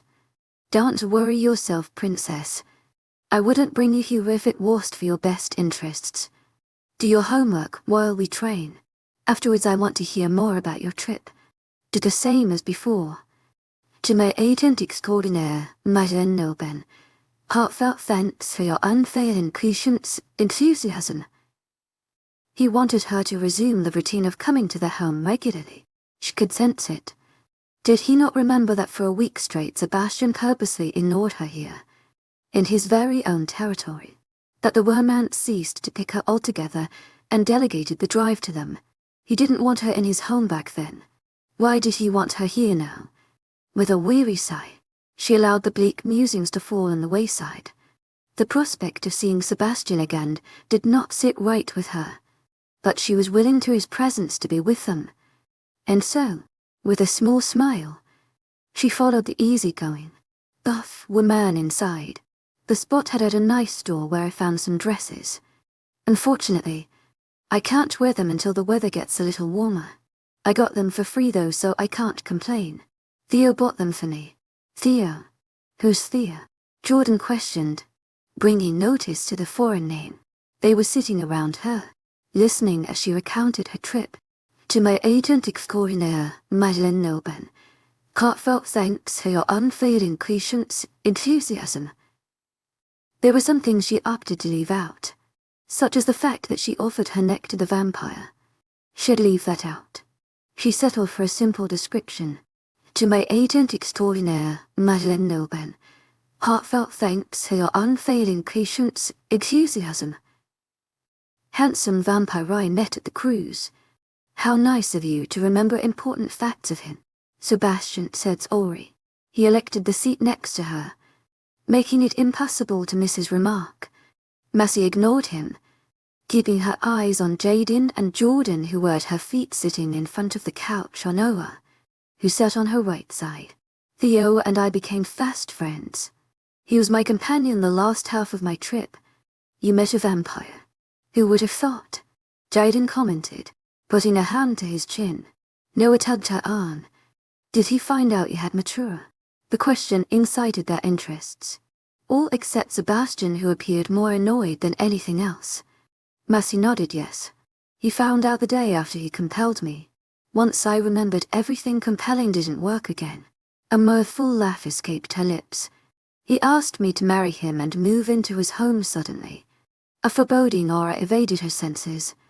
It forced her mouth shut, for the weight of it made it hard to breathe. The others felt it too. They shuffled uncomfortably, their eyes on Sebastian, like soldiers waiting for the orders of a general. I want to be alone with her, he requested. To her dismay, they scattered, leaving her alone with the one man she didn't want to be with. When he stood, he loomed over her like a dark, heavy rain cloud, his strength the palpable electricity that shook her to her very toes. She had the feeling he was upset. But why? She glared at him. Why did you send them away? She snapped. With a swoop of his arm he pulled her up.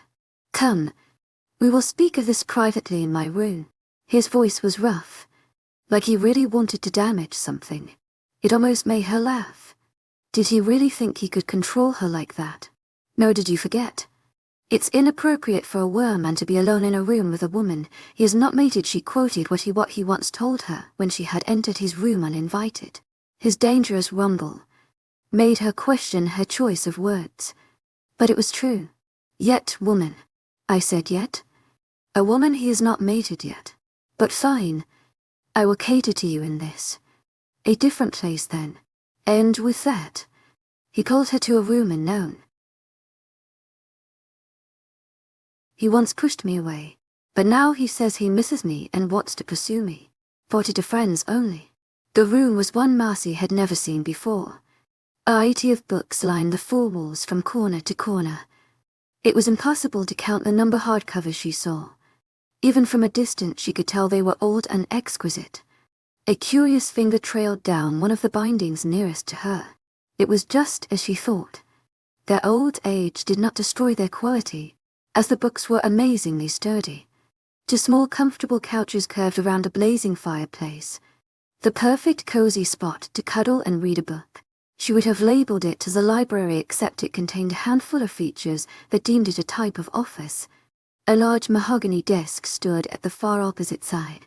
Positioned on top was a large, silver computer screen with a matching wireless keyboard and mouse.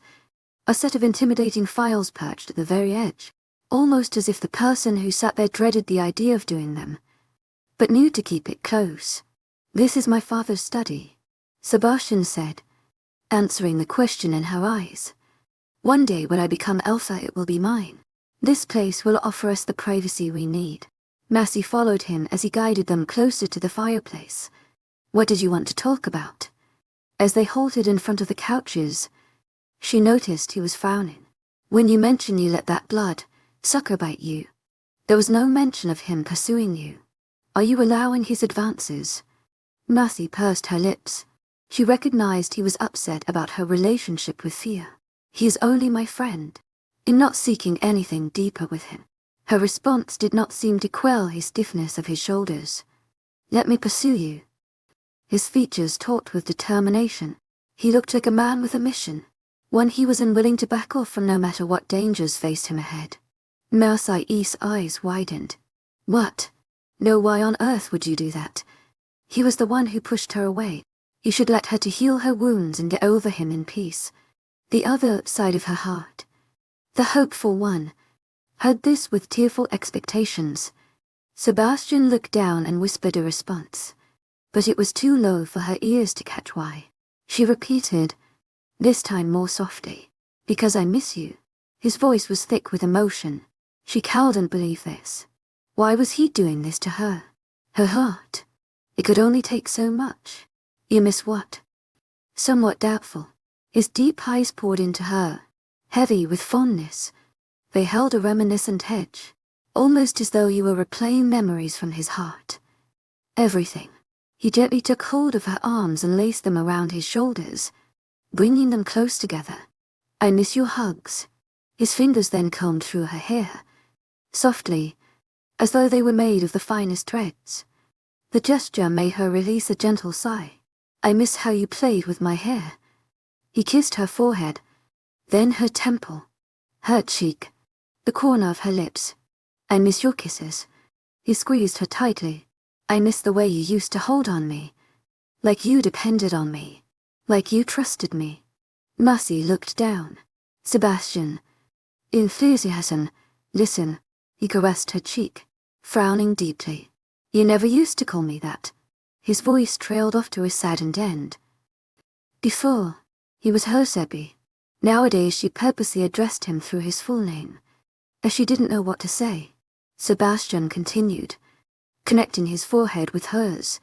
"I miss your declarations of us getting married, that I would be your man. Your ownership of me is something I did not properly treasure. Please, Massey, let me pursue you." Her heart was being put through the shredder. He was holding her as though she were his biggest treasure, and she didn't know which way to go. I should give him a chance, only to wound up hurt in the end. What he tells me is genuine. Does that make what he said and did before any less real? People make mistakes. We're all human. You don't want to make the same mistake twice. Her words remained caught in her throat.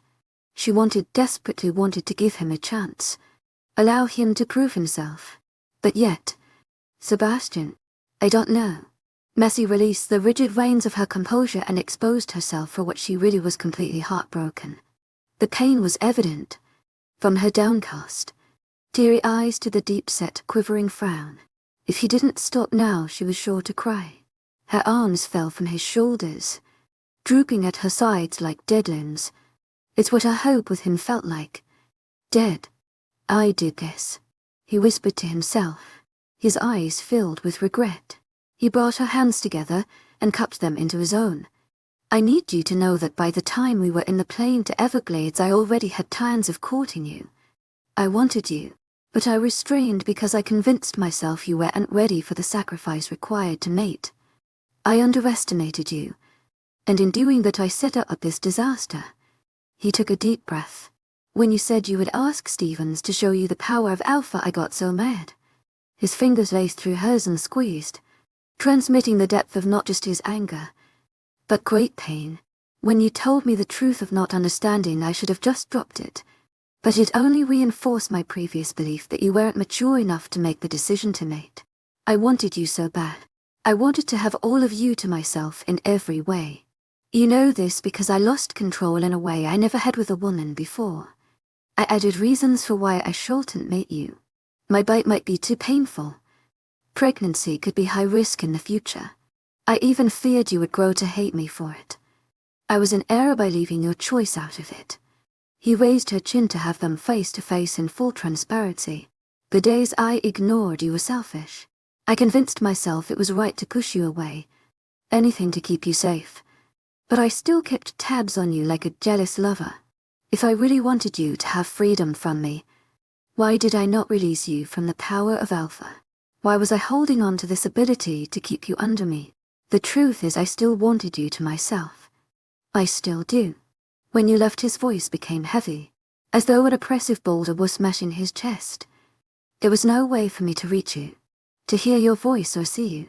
I had no idea where you were. I have never felt so agonized. I missed you so much. His eyes were liquid gold. They poured into her all the longing, regret, guilt, and tenderness he held towards her, washing over her like a dream. Sebastian brushed her nose with his. He asked for an inch. Please forgive me. If there's one thing I can get from this, it's for you to forgive me. Stunned tears fell from her eyes. She hid her face in his shirt and nodded. I forgive you.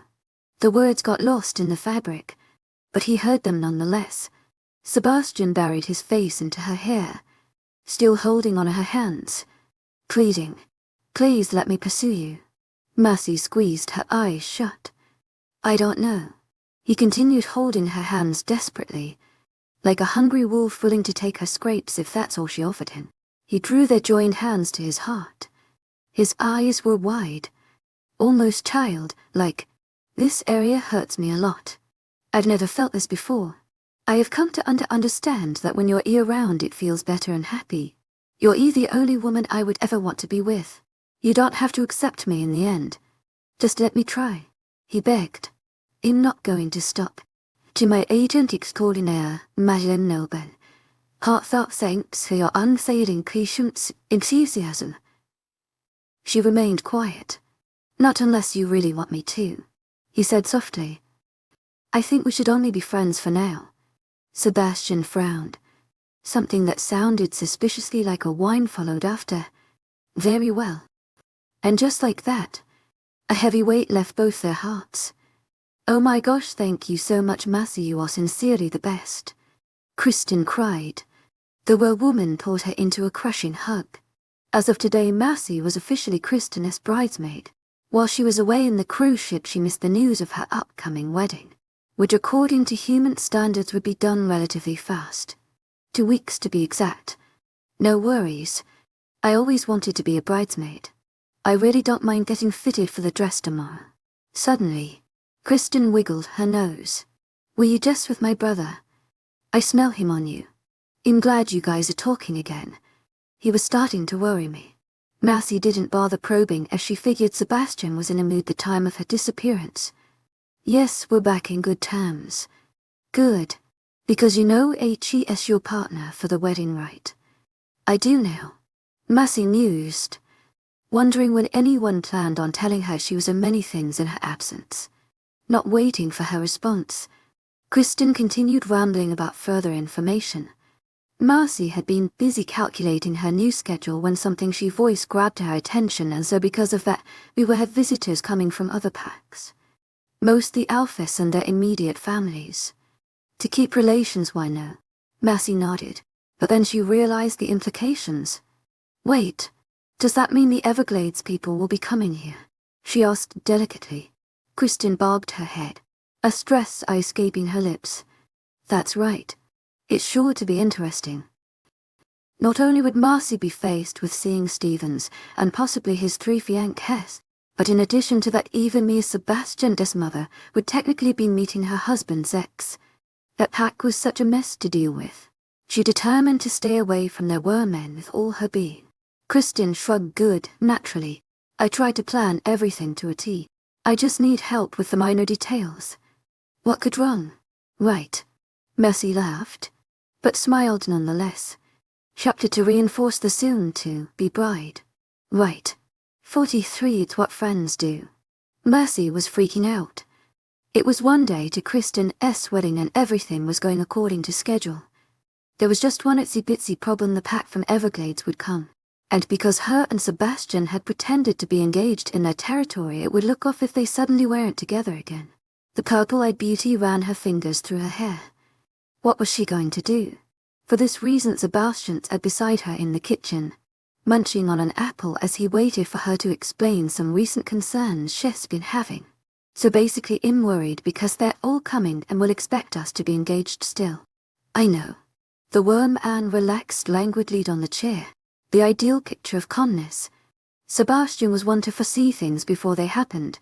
Shouldn't have he brought this to her attention before? Why was he not as stressed as she was? Obviously, we're not really engaged. We're just friends, she reminded, waiting for him to see the issue for what it was. It's as though he didn't care. Mercy groaned. Sebastian, focus on the issue at hand. The only difference is you won't have the ring on, which isn't even a part of my culture. You're my date throughout the whole ceremony. I'm sure they'll assume we're still together. I guess. I'm convinced. Sebastian leaned in. If you're so concerned, I don't mind kissing you a few times in their presence. His eyes fell to her lips. They darkened with hungry intent. Mercy shifted in her seat. His breath smelled sweet, of apples and many deep things. No, it's fine. Like you said, they'll probably assume we're still together. Sebastian's lower lip protruded ever so slightly into the semblance of a pout. Like a child who had his plans thwarted, she tried to refocus. Why did she even care what the people of Everglades thought? It's not like she would lose face in front of them if she suddenly wasn't with Sebastian anymore. Relationships fail all the time. It wasn't anything new. Suddenly, Sebastian sighed. Great. Mercy tried to figure out what was wrong. There was nothing amiss as far as she could tell. What is it? Sebastian didn't answer her. Then, the sound of 2 grumbling voices reached her. It was Sebastian's parents. Papa strailed behind his wife, who was currently holding a decorated box. Who is this, Tobias? Papa asked, his tone spiteful. Mia lifted her chin. I already told you. He is the owner of the flower shop I go to in town. Why is this human sending my wife flowers? Mia shrugged, not sparing him a glance. What do I know? All I care is that I got free flowers. Mercy was surprised. She was accustomed to seeing a sweetened, kind Mia. This side of Sebastian's mother was more on edge, as though she had a bone to pick with her husband. Papa would try to hug her, but she would purposely evade his advances with an air of defiance. None of his kisses landed where they intended. They all met empty space. It was clear they had been arguing beforehand and Mia was still not over it. Mia pulled the flowers from the box, bringing them to the sink to cut them at a few places before eyeing them with admiration. It was clear to Marcy the woman could care less about the sender. She was truly just enamored with all things flowers. Papa however, did not seem pleased with this. His once dark eyes became dotted with gold. A most interesting manifestation. With a swipe of his hand, the flowers no longer inhabited Maya's sweet hold. Now they were in the hands of a jealous husband. "Hey, what do you think you're doing?" she cried, reaching back for them. It was too late though. Papa's auras held them high above his head, much too far from reach. "The only person my wife will be receiving flowers from is me." Maya's eyes flashed. "Give them back right now," she demanded. "No, give them back." He gave her an evil smile. "Why don't you come and get them?" It was easy to see the man was baiting her. But in her frustration, Mia did not see that. Then, Massey watched in awe as the woman did not go on her tippy toes as expected. She began to climb her husband, as though he were a tree. Just as her fingertips were within range of the flower stems, he swooped for his kill. "Got you." An arm swarmed around her like a constrictive snake, and another easily tossed the bouquet of flowers in the trash, to which she gave a sharp gasp of horror. "Come," he said this as though she had the option to go with him, when in reality he was in full control of her direction, maintaining her in his arms. "We will settle this argument in the bedroom."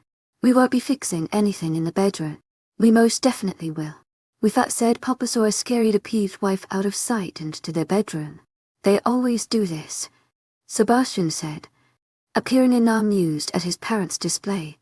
"Something's bothering you, Mum, though." Massey mused. Women don't accidentally sweep their husbands' hugs and kisses. They are always deliberately done. No doubt something occurred to make her frustrated. The couple was so focused on each other they didn't notice their spectators. Or they didn't care.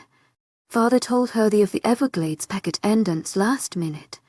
Today, to my agent extraordinaire, 𝐿𝐴𝐿, heartfelt thanks for your unfailing enthusiasm. Jasmine once did something in our home to upset her. Since then she avoids having her come here. Massey wondered what Papas or sex had done here to make me so repulsed.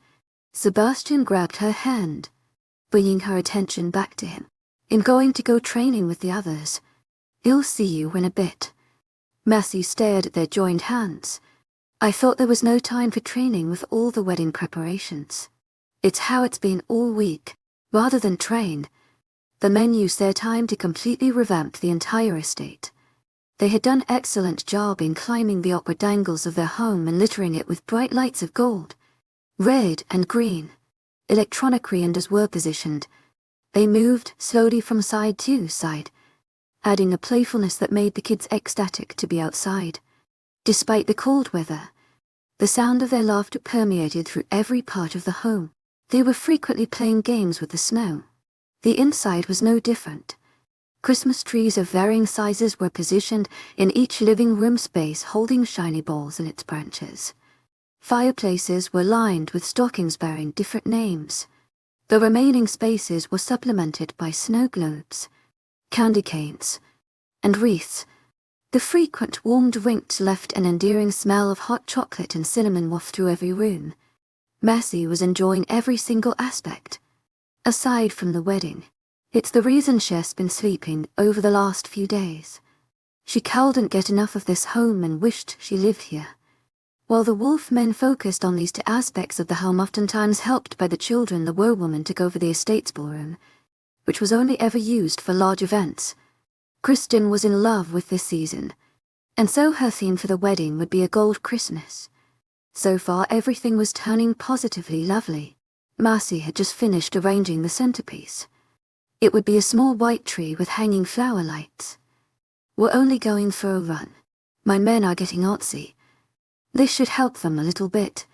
Sebastian stood, pulling her up with him.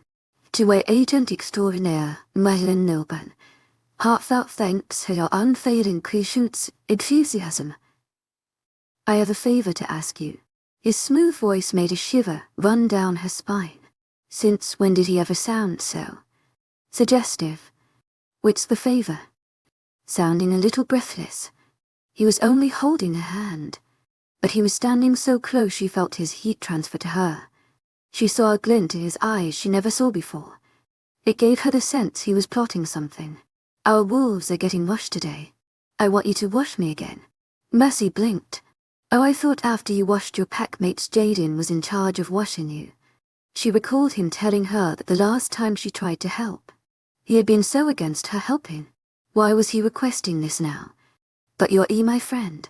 Friends wash each other. So you can do it too. His thumb grazed her palm softly. I'm not sure you did it before. He interrupted, taking a step that made their chests collide. We were friends before. Right. Deciding to let go of her resistance. Mercy bobbed her head. He was right. They had been friends at the time. Besides, it was only washing his wolf.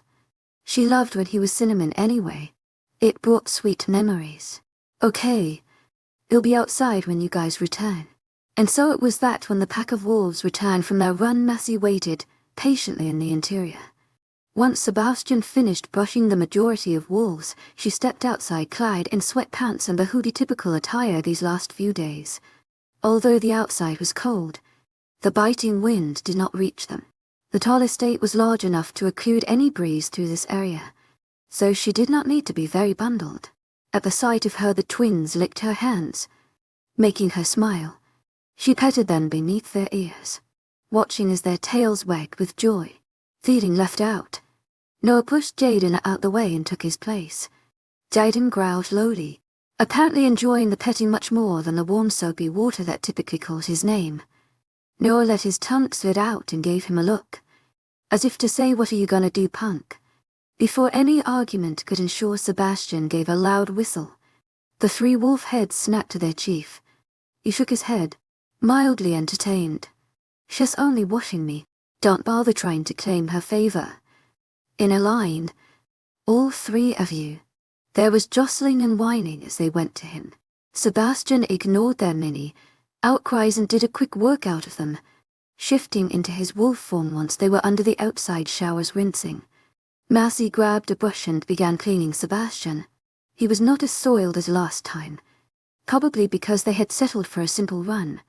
When she finished cleaning him, she was surprised to see him go to a bucket and trot back with a conditioner in his mouth. Mercy giggled. "You're finally learning the benefits of conditioner." However, as she applied it and combed her fingers through him, she found his nose would skim parts of her face. She had an odd feeling it was not so much the conditioner he cared about, but the feel of her hands taking care of him. He would make low rumbling noises that sounded rather pleased. Mercy was crouched on the grass, enjoying the feel of Cinnamon's thick hair when she heard the approaching steps of men in sleek Oxford shoes, a stark contrast to the sturdy sneakers and thick boots of dark Falls wolfmen. "To my 𝐿𝐻𝐸 Madeline Nilbe, heartfelt thanks for your unfailing patience, enthusiasm." Female voice became progressively louder as they neared. "This is another living room. If you remember, out those doors is where our men train. They recently finished, so they'll be properly welcoming you soon." Mercy didn't have to look at them to feel their eyes on her. They crawled from her damp sweater to the very end of her sweat. It was the Everglades pack. Mercy's eyes widened. The wedding was tomorrow. Why were they here a day early? It was Alpha Stephen, his son Stevens, and 2 other wolf men. They stood idly by the door watching as they washed up in the outside showers. It was probably foreign to them. Watching were men freshen up after doing a solid workout in the outside terrain. The people of Everglades were a refined bunch. They preferred unsoiled activities like swimming, or an inside gym. Why was Stevens leering at her so intently? She had half mind to ask him about the whereabouts of his fiancée to keep him in check. Come to think of it, Alpha Stevens' wife was nowhere to be seen either. Rather than ponder this, she settled for remaining focused on Sebastian's mane. Her detangling conditioning left it shimmering. He was such a beautiful wolf. Mercy pulled away. "Done. You can rinse now." Rather than troll up under the water as customary, Cinnamon stayed in place. He trod around her, circling her with slow ease. His steps were not light. They were purposeful and heavy, making her unable to tear her gaze from the majestic creature. His tail whipped around her, curling around her calves and sweeping upwards to her thighs. Then, he stood right in the center of Stephen's vision and poked his nose under her shirt. "A langueurs. One tongue slid across the base of her abdomen, slow and intentional. He was marking his territory. Mercy flushed. Friends didn't do that. Right. She would bring it up to him later. I'll wait for you inside. And with that, Cinnamon went off to rinse. Mercy gave the familiar faces a smile, deciding she'd be polite since they were still standing there. Did the flight go smoothly? It was excellent. Alphist even boomed, making her almost trip at the intensity of it. That man was just as loud as she remembered. His eyes ate up the outside. The pack had not stopped at merely lighting the house. They went as far as lighting a set of nearby trees in the forest. The Dark Falls home appeared absolutely majestic. What gorgeous decorations. Son, we must not leave our home so bare. The moment we return, we will hire a professional designer. Stephen seemed much more immersed in eyeing Mercy than listening to his father. He nodded absently. Sure thing. I'm glad we came early to admire her beautiful things for much longer than a day, he responded smoothly. Mercy had to hold in the urge to roll her eyes. Some men just didn't know when to quite. Her smile widened, becoming sickly sweet. Where are your women? I miss Raven and Blair in particular. Screw Ruby. When she had been engaged to Sebastian, she tried to flirt with him. The seemingly easy-going girl had lost her respect after that. The Alpha's son appeared disinterested with her question. The ladies were taking long to prepare, so we left ahead in our private jet. They were joined soon enough in a few hours. Alpha Stephen nodded, agreeing with his son's response. That's right. My wife wanted to search for a new dress as well. You know how women love their clothes. Not wanting to speak to them any further, Mercy stepped into the warm estate to stand beside the werewoman whose voice had filtered outside previously. I'll let you both finish the tour. See you later, she said nicely, totally aiming to avoid Stevens for the length of his short stay. Seeing her opening the 𝐊𝐢 began, continuing from where she left off. If we continue walking through here, you'll find the kitchen. It's this way. And so they went, and Mercy happily went the opposite direction, gearing to Sebastian's room. She wanted to talk to him about his actions outside to discuss some boundaries. Before entering, she knocked his door. Come in.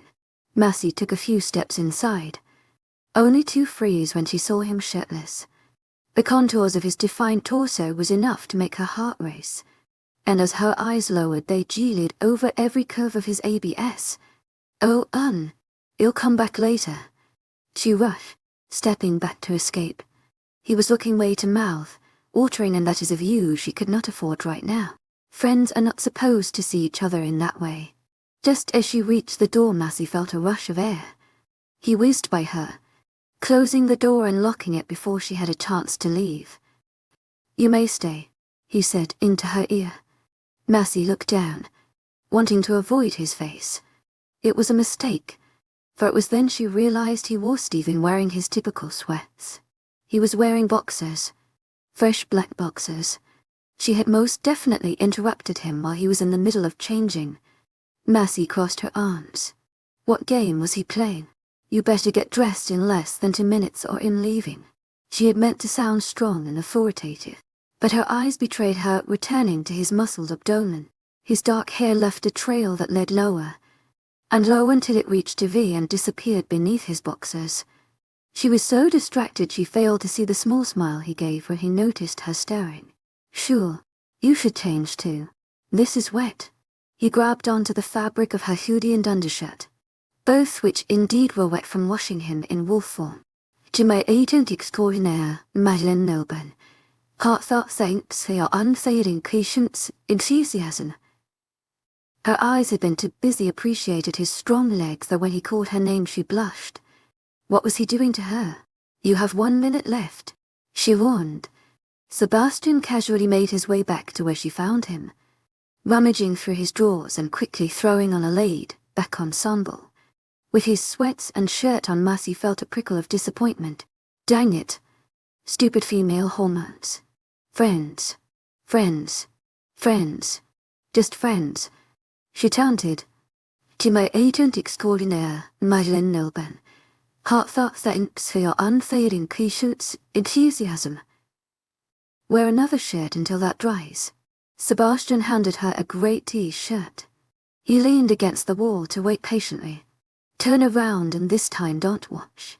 She specified this because last time in her room his eyes were still on her, where he turned around. She had no idea how. It's not like the dude had eyeballs behind his back. Friends can watch each other change. Mercy raised a skeptical brow. Since when? In Everglades you changed in front of me. From a towel to being completely dressed. Friends are allowed to see. He sustained, reminding her of a time she had indeed dressed outside the bathroom, right in front of his eyes. He didn't see any privates, but it had happened nonetheless. Mercy was amazed. Her brash behaviors were now all catching up to her.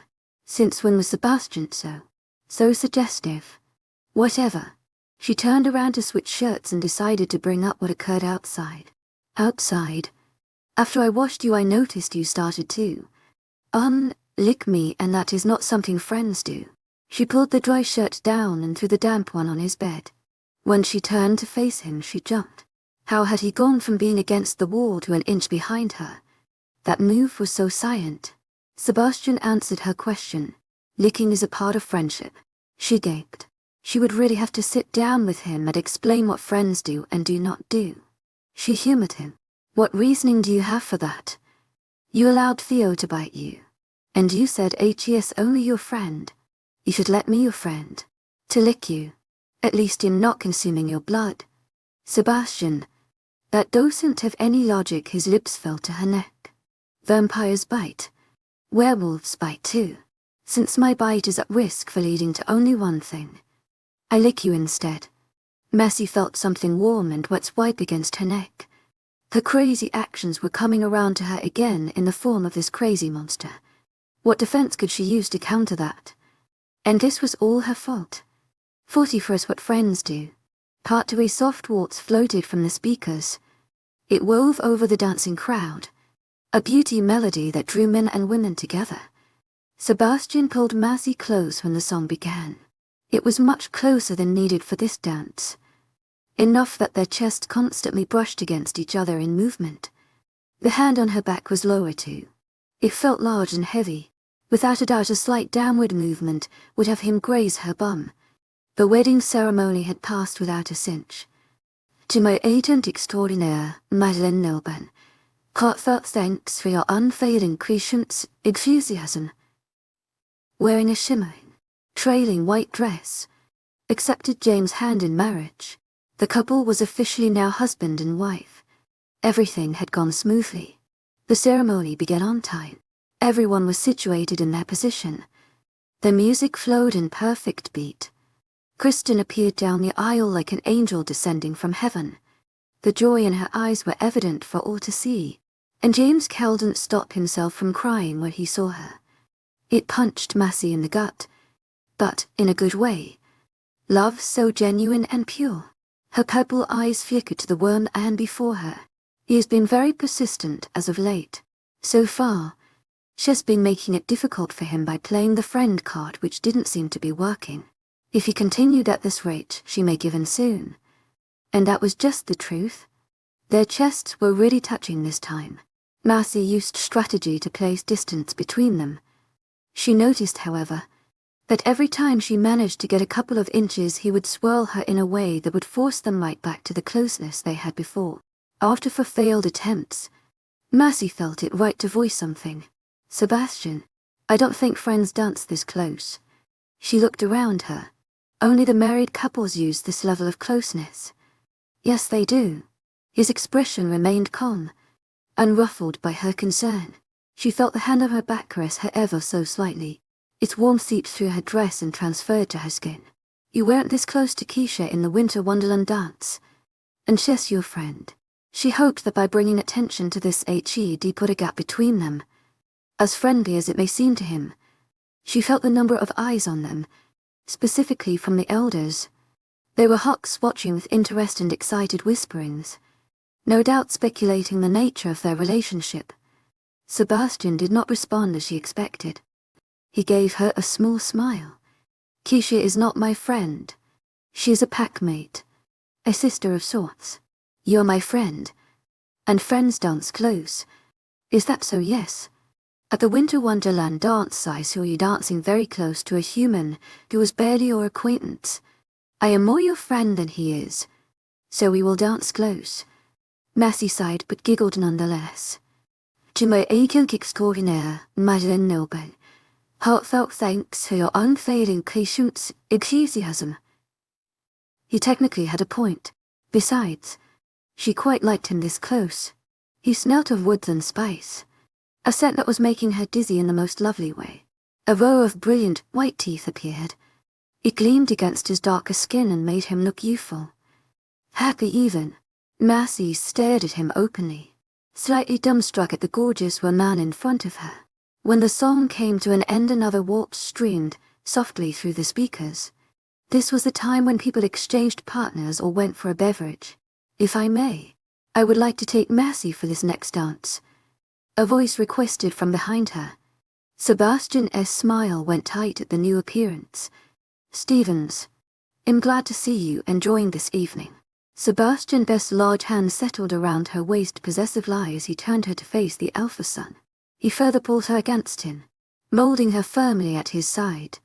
With his free hand he pat the woman's shoulders, a slight bit too harshly for 𝐿𝐢𝐳𝐸𝐻's taste. Sebastian then decided to address Stephen's request. Unfortunately for you, Massey has all her dances filled up. Massey looked at him. She did. Since when? She kept her face carefully blank, allowing Sebastian to take control of the conversation. Not like she wanted to dance with that woman anyway.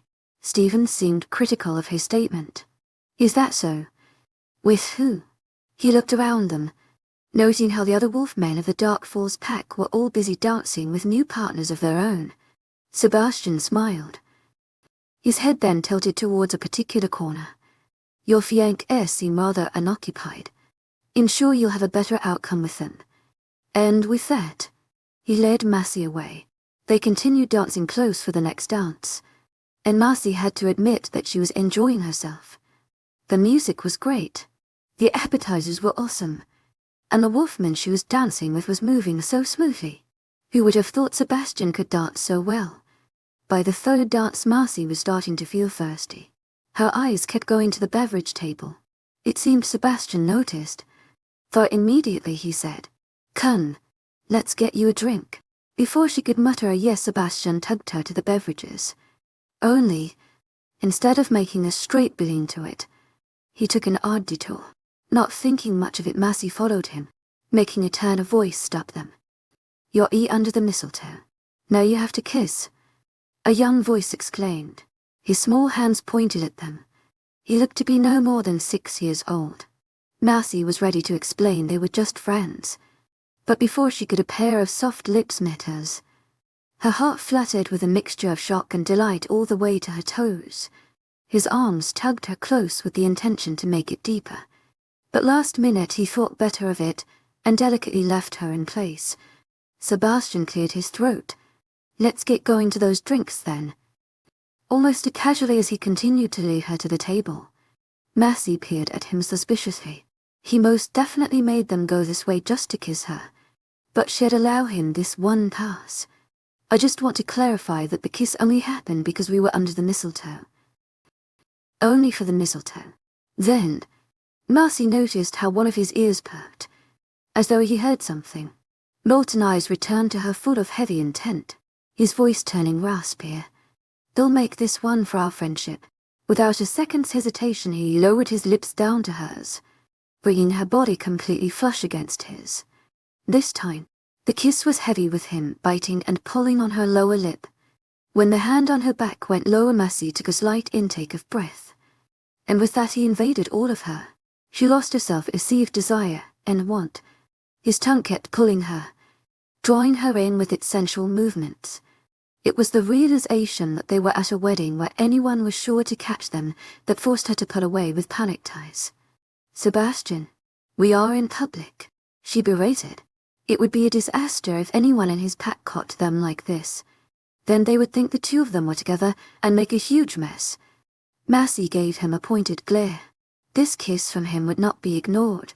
She needed to tell him this friendship of his was getting out of line, rather than be annoyed by her glare. Putting his chin on top of her head and looking above her. "You're right. But wait until we're in private for these types of kisses." Mercy descended from his arms, seeking some fresh air away from this monster that still had her tingling all the way to her toes. When she turned to go the opposite direction, she was surprised to see Stevens a few feet away, holding 2 glasses of champagne as though he thought to share the other with someone else. Again, it's official. The werewolf was a masochist. Stevens clearly got high off of chasing unavailable women. It just didn't make sense that he would be interested in her. Mercy knew that if circumstances were different and she gave him the time of day, he would discard her the same way he was doing to Raven, Blair, and Ruby. Without a doubt Sebastian kissed her that way to do it in front of Stevens, and further exert his entitlements as her friend.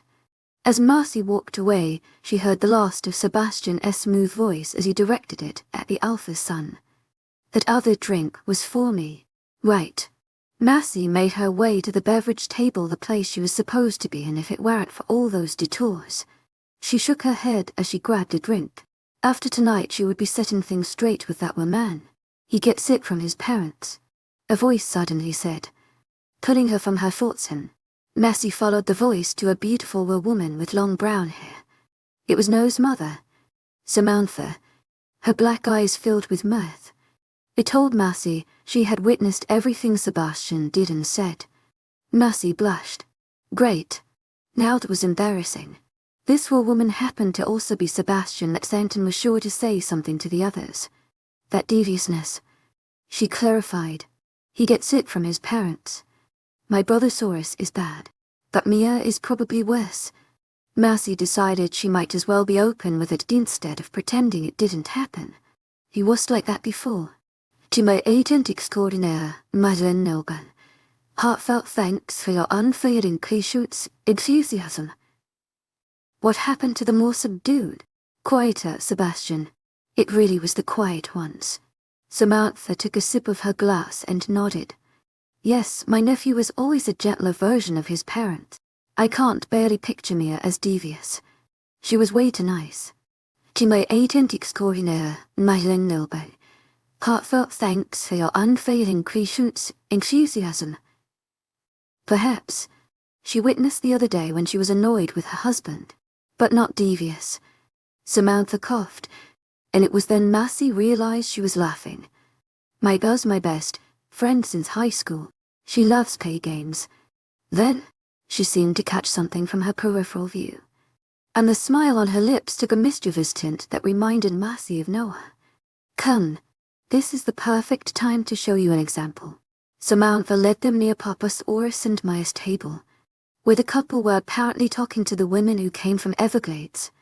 As this was their first public appearance since their late-night arrival the day before, Mercy immediately recognized Jasmine. Ruby, 𝐿𝐤𝐼𝐴𝐺𝐻𝐿𝐬. Heartfelt thanks for your unfailing patience, enthusiasm. And Blair, you ladies look lovely. Make sure to try all the drinks. We have a large variety, Mia said, ever so welcoming. Then, Mia suddenly looked down to her right, a worried expression taking on her features. Oh honey, I think I just heard my phone drop. Did you push it over? Samuel seemed genuinely confused. I'm not sure. I didn't hear anything. To please his wife's concerns, he looked down to his right, searching the edge of his seat, which just happened to be the perfect angle to display a large hickey on his neck, previously hidden by the fancy collar, but now exposed for all to see. Mercy noticed as Manette's eyes widened, and how she gripped her dress a bit tighter. Samuel shook his head as he came back to his previous position, accusing the mark once more. Sorry, honey, I don't see it. Mia then suddenly remembered she left the device in her room, so the sound must have been something else. Having to ensure a perfect wedding must have made her nerves a little on edge. Mercy had to stop herself from laughing because she never knew Mia could be quite that funny. Samuel kissed his wife's cheek tenderly, staring at her as though she were his biggest treasure. The stress of the wedding is over. Let's enjoy your hard work now. His gestures and sweet words made 𝐿𝐤𝐲𝐻𝐵 all gaze in admiration at how he clearly cared for his wife. Mia raked her fingers through 𝐴𝐴𝐴's hair. She turned to her guests again, as though magically remembering they and smiled sheepishly. As I was saying, the drinks are great. Stop by the 𝐊𝐲𝐳 and let me know what you think. The ladies all nodded, with the exception of Jasmine, who looked slightly uncomfortable. Her eyes kept going to 𝐴𝐴𝐴 as though she wanted to say something, but had no other option but to join the girls as they walked off. 𝐴𝐴𝐴 continued to be immersed with his wife. He put a hand to her hip and brought her into a hug, as though this would lessen her worries of the wedding. Then, he grew still. His fingers had felt something and he pulled the object out, his eyes narrowing as he brought it to their forefront. Mia giggled shamelessly. "Oh, there's my phone. I was worried for no reason." 𝐴𝐴𝐴 clearly didn't buy it, seeming used to her ways. "Mia, why did you my favorite song? Let's go dance." And with that she hauled her husband away to the dance floor. At the sides, Mercy and Samantha laughed together. Without a doubt, Mia was most definitely a devious woman, which meant her son could be devious as well. 𝐿𝐤𝐲𝐻𝐵 heart thrummed faster. Secretly, she was enjoying this hidden part of Sebastian too. Sebastian was doing things 𝐿𝐤𝐲𝐻𝐵 never done before, running purely on instinct without thinking things twice. He reacted, doing the first thing his heart led him to do, and it was easy to see his heart wanted Mercy. Her smile, her laugh, her attention, her touch. He wanted everything. This must mean what it was to be desperate.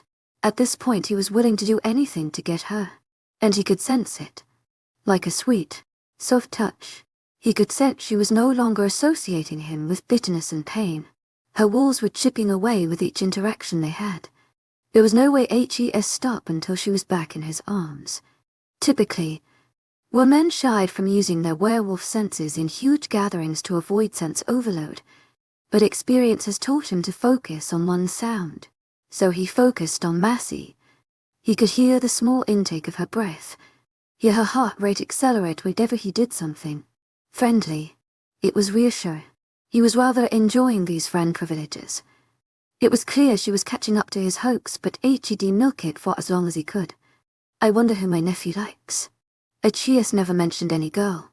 Samantha, his aunt, said quite loudly, swirling her cup of tea and looking pointedly at him and Mercy. He knew it was a matter of time before his aunt got nosy, and everyone he knew there was nothing casual about Aunt Sammy's questions. Might as well get this over with before she continued. 𝐿𝐤𝐻𝐵 𝐊𝐤𝐻𝐵, heartfelt thanks for your unfailing patience and enthusiasm. You said clearly, loud enough that anyone near him heard the answer. "I like Mercy." There he went again, saying the first thing that popped in his head. Would he ever go back to being the same overthinker he used to be? He was being spontaneous to get her, but with the way she clutched his hand under the table it was working. Following after his mother's example, Noah asked the next rhetorical question. "I would have never known. It's not like you danced with her all night and let no one else touch her. Totally slipped my mind. Who would have thought? This would be the perfect time to hit him if it wouldn't have been considered improper. Not to mention, Noah was not lying. He really hadn't let any other man touch her, much less dance with her. She looked gorgeous today.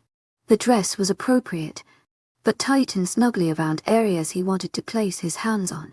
Her silky hair was done in curls that made her look playful and fun. Even her lips were tinged a deeper red. It rather drew his attention. He wanted to kiss it again, but her beauty was the reason why. It was simply because he was a dry man trying to lap up as much of her as he could. Why hand her over to someone else when he was still wanted more? It appeared the table found this funny and endearing. There were chuckles mixed with a round of AWWs around the table. His mother in particular seemed giddy. "Son, it seems Mercy didn't know this. You have her blushing." Sebastian looked down. Indeed, she was blushing, but not of pleasure like her family thought. He knew all her blushes. This one was of embarrassment. 𝐿𝐤𝐻𝐵, heartfelt thanks for your unfailing patience, enthusiasm. If she didn't know, she knows now. Looking right into her purple eyes, he wanted to dive into them. That way he could swim into her thoughts and see what she thought of him. Was she considering him at all? Did he have a chance? She more than anyone else in this table knew exactly how he felt about her. He displayed all of it on a platter the day he professed his deepest thoughts and feelings. Sebastian, work on your charms, his father joked, evidently finding he was not being romantic enough with his bluntness. Sebastian sighed. He sucked at flowery wording. He just expressed what he felt. Did Marcy want poetry? He could try. He could ask James for advice. James knew a lot about poetry. His mother slapped his father's arm, unpleased with his negativity. Oh honey, shut up. You were no charmer yourself. Oh reptile. That's what you used to be. His dad bit into a piece of chicken's hoary. Don't remind me. His mother then kissed his cheek and whispered something in his ear. And, of course, his father responded well to whatever she said by nuzzling her neck like a dog, making his mother annoyed he got grease onto her neck. Gross, Dad. Where's your charm? Sebastian countered, saying the same words back to him. His family laughed and dinner continued smoothly without further interrogating into his private business. Good. He had things to work on with Marcy before his relationship went public. Once that happened, it would be clear the only road he would be taking mating. But first, he needed her acceptance. Mercy knocked on Sebastian's door. By now all the guests were comfortably in their rooms, prepared to leave early in the morning after breakfast. Mercy herself would be leaving tomorrow. Her constant help would no longer be needed now that the wedding was over. Throughout the night she hadn't found the ideal time to bring up the kiss to Sebastian. Since the kiss he made sure they were always around friends and family, so if she did bring it up it would be outing their actions. So far, Samantha was the only one who witnessed it.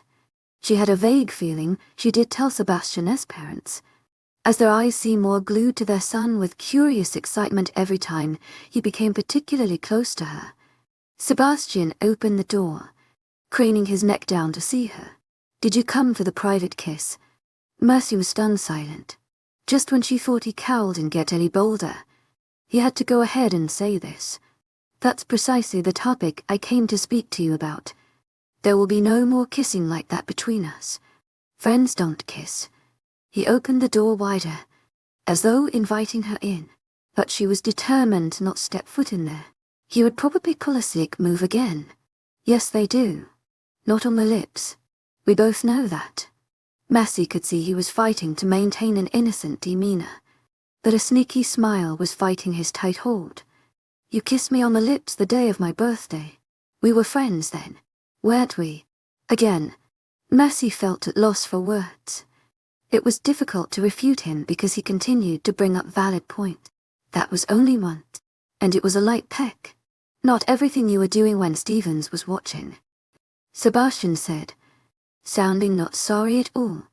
He gestured to his room. Did you want to come inside? Mercy knew it was a trap. He was crazy if he thought she would do that. Absolutely not. I'm going to sleep. Just no more kisses like that. Got it. Sebastian sighed. They'll give you an appropriate goodnight kiss then. On the cheek. Mercy felt her heart begin to race. She was kidding herself by lying that she wouldn't like the idea of an inappropriate one. As much as she was refusing his advances, she deep down enjoyed every single one of them. Sebastian leaned down and kissed her cheek. Mercy internally argued with herself for being disappointed. Good night. Good night. As she turned he landed a quick peck on the lips. I'm sorry. That one missed because you moved. Mercy couldn't stop herself from laughing. He really was being funny. Sebi, we both know the truth. Sebastian froze. At first Mercy wondered if she had mentioned anything offensive. However, the joyous smile that filled his face spoke otherwise. Within seconds he rubbed his cheek against hers, an act of pure affection. Mercy stared, dumbfounded at his action. Noting her expression, he gave her an explanation. I missed hearing you call me that. Before she knew it, she was in his arms, and he was hugging her very tightly. "You will be mine. 𝐿𝐤𝐳𝐸𝐬𝐻𝐿𝐬 𝐊𝐢𝐳𝐸𝐬𝐻𝐿𝐬 Heartfelt thanks for your unfailing patience, enthusiasm." Her heart sped faster. If anything, she already was. 45 hold you. The delicious smell of waffles and sausage permeated throughout the whole table. A colorful assortment of fruits perched near the center, circled with juices of every flavor. Marcy herself remained seated, as Sebastian insisted he wanted to serve her breakfast. Not seeing any reason to object, she allowed him to do as he pleased. What girl didn't enjoy being catered to? She most certainly did. All he filled to plate, she noticed he came across various people. Some from their pack, others from foreign ones having their last meal before they leave. He greeted many, but there was an exception. "Sebi, why did you ignore Stevens? It's obvious because he was right next to you. 𝐿𝐤𝐳𝐸 the only one you didn't greet," she mentioned, pulling back slightly as he placed her plate directly in her center. "He disregards boundaries. I don't like associating with men who are disrespectful, especially when they make moves on my woman." His hand went right above her knee and he kissed her cheek. Marcy let her hands graze his beard, which she found suited him wonderfully. Then his curly hair. "It's time for a haircut. 𝐿𝐤𝐳𝐸𝐻𝐿𝐬 𝐊𝐢𝐳𝐸𝐻𝐿𝐬 Heartfelt thanks for your unfailing patience, enthusiasm." Making no intention to move away from her for as long as she kept her hands on him. They looked at each other, and probably would have kept doing so until she noticed from her peripheral view someone scoop half her bacon slices. "Hey," turning, she saw an unapologetic Werner munching on them as though he didn't have some of his own on his plate. "Honey bear, I should have known it was you." Sebastian gave Noah a look. Most likely annoyed he went through all the trouble of getting her the food, getting her already Noah was eating it. "Your lovebird seemed distracted. I didn't want it to get cold," he justified. Sebastian looked ready to say something about his manners, but Marcy stopped him. "You served me a little bit too much, so Noah might as well help me. You know." Noah started, feasting Marcy with heartfelt eyes as he shoved half a waffle into his mouth. "I knew there was a reason I loved you, princess. And this is why." Marcy giggled as she reached for the syrup. "Whoever mates you needs to be aware that food is the way to your heart." In the middle of eating, Marcy caught sight of Steving as entered the dining room. They must still have the habit of entering as late as ever. As she munched on her blueberry waffle, she planned on talking to them before they left. Last night she only managed to wave from a distance, seeing as Sebastian took up most of her time and attention. If it wasn't him, it was his family or packmates. Jordan and Noah could be very needy and talkative when they want to. So her night was full of distractions. To avoid issues, you would wait until Stevens was out of the way. It shouldn't be too hard. The man barely paid attention to them as it was. He was so neglectful of them, Marcy wondered what was the point of bringing them in the first place, much less keeping them as his. She always thought one woman was hard enough to manage. Now imagine 3. Yeah. Good luck, buddy. There's a reason those bachelor shows always end in failure. That's no way to meet a mate. An opportunity is half hour later, when Stevens shook hands with some man of another pack and went to his table for further discussion. Picking up her empty plate, Marcy was ready to leave it in the sink on the way when she felt a tightening on her leg. "I'm going to drop this off to lesson Jaden's work," she told Sebastian. Not once during breakfast had he removed his hand, and it seemed he had no intention of removing it now. "I will do it for you. I want to speak to the girls on my way back." His shoulders tensed, his lips forming a tight line. She knew he didn't like it when she went near them, and she understood why. "To my agent extraordinaire, Madeleine Nilben, heartfelt thanks for your unfailing patience, enthusiasm." As sweet as they were, for some reason trouble always came when she was close to them, all because of who they were connected to. However, today she would talk to them in his home. Nothing would go wrong.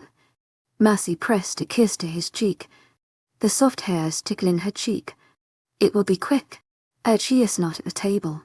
He relented. Not wasting any time, she did exactly as planned.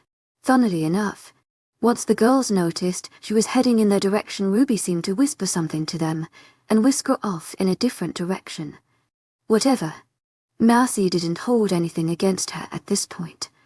It's not like anyone could take Sebastian from her if they tried.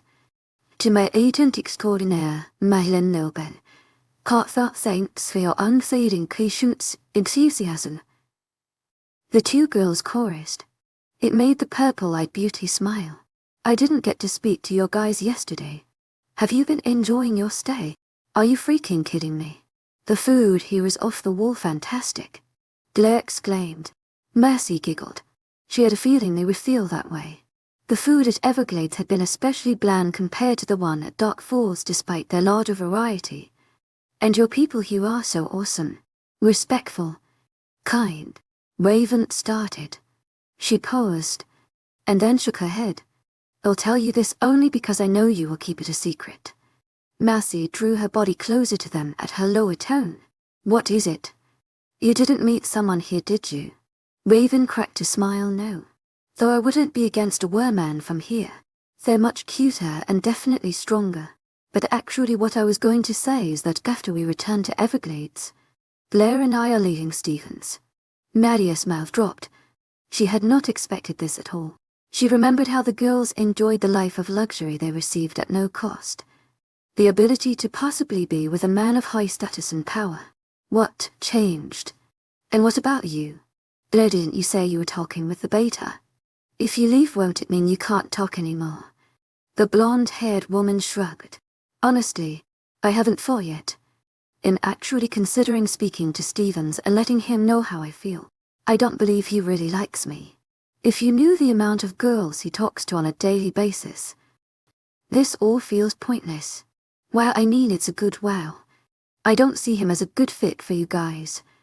Even Ruby, despite all her wild behavior, could use a better partner. Raven snorted. Oh, that guilty potato. No mercy. They deserve each other. But whatever. I don't care what they do. Ruby has no plans of leaving, so that makes her the automatic winner. Blair scoffed at her conclusion as though it were a joke. That's if he takes her. I have a feeling he has no intentions of keeping any of us. If a man is convinced, he wouldn't dabble so much. 𝐿𝐻𝐸𝐬𝐵's just not ready for a relationship. 𝐿𝐻𝐸𝐬𝐵's too childish still. Raven gestured to the table Massey was just in. Take for example your fiancé. He was on you all night. Not once did he bother to check another woman. You found 𝐿𝐻𝐸𝐬𝐵. The three of them laughed. From her peripheral view, Massey saw Stevens head their way. He'll be heading off now. Glad to hear the great news. Take care, ladies. She slipped away in the opposite direction, missing his presence narrowly before it became rude to not give a greet. To my agent extraordinaire, Madeleine Nilben, heartfelt thanks for your unfailing enthusiasm. That's all sort of close. Instead of returning to her table, Massey visited Jaden again in the kitchen. She helped him and Haley wash the towering mount of dishes that somehow remained steady despite their glaring height. So basically they think your food is amazing. Massey finished telling Jaden the compliment the girls shared with her. To my agent extraordinaire, Madeleine Nilben, heartfelt thanks for your unfailing enthusiasm. He merely blinked at her as though he didn't care, but the shine in his eyes told her he felt rather smug about it. I'm not surprised. Their food was trash. Haley rinsed a plate, passed to her and scrunched her brows. How bad could it have been? You don't understand, little one, as you never had the misfortune of tasting it. Jaden said. Massey bumped him with her shoulder. Okay, it wasn't that horrendous. You just have sensitive taste buds. It's a side effect of being master chef. I bet Noah scarfed it down with no issues. Haley lightly mentioned. It made Massey laugh, because that was right on point. Noah downed with no complications whatsoever. As the trio continued working the load less and considerably with 3 hands on deck. When they finished, Massey headed to her room to pack her things. Thanks for the help. Jaden called. My pleasure. In the guest room, Massey gathered her clothing and folded them somewhat neatly into her bag. Behind her, the door opened and closed. Then, A warm chest was on her back, and her strong arms halted her from continuing to organize her stuff. Yes, she tilted her head up, her eyes meeting liquid gold. You're preparing to leave? Observing the assortment of clothes on her bed. Yes, she said. All of the 4 unpacks left and were on their way back home. Only she remained as the only one who didn't live here. But there's no school tomorrow. You don't have to go. Well, the wedding is over, so my help is no longer needed. She moved to continue her organizing, but his hold remained steady over her. I still need your help. Mercy cracked a smile. With what? Things. A lot of things, he said vaguely. And Mercy knew he was totally making that up. She turned facing him and brought her arms around his neck. You really want me to stay, don't you? She teased. His nose fell to her neck, smelling her and rubbing it, affectionately, yes. It warmed her heart to hear this. Then, a curious thought passed through his mind.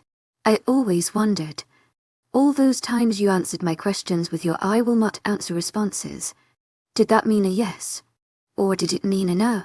Sebastian nodded. Yes, wait. Yes for which one? Yes for the yes for the no. She clarified. His eyes glittered with amusement. A hand that had gone under her shirt caressed the skin below her belly button. What do you think? It meant yes.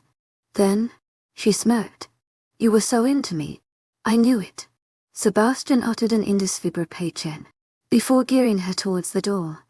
Where are we going? Away from here. You're not leaving today. Sounding very self-assured. In the hallway he removed his hand from her stomach and pulled the shirt down to cover the slight sliver of skin that showed. It felt strange that only days ago she was against being anywhere near him. Now her defenses were gone again, allowing him back into her heart. The previous ache in her chest dissolved to nothing, as though it had never taken residence within her in the first place. It all felt so surreal. Was this really happening? Was Sebastian really hers? Noticing a familiar door, she gave the worm a look. You're going against your own rule by bringing me in there, she asked, waiting to hear his rebuttal. He pulled her inside. You're the exception for many of my rules. He locked the door and drew her to his bed. Mercy raised a brow but didn't stop him. Well, aren't you being a naughty woman? Why would you possibly bring me not only to your room, but on your bed? There are a variety of things I want to do to you on my bed, but today I'm only seeking to hold you.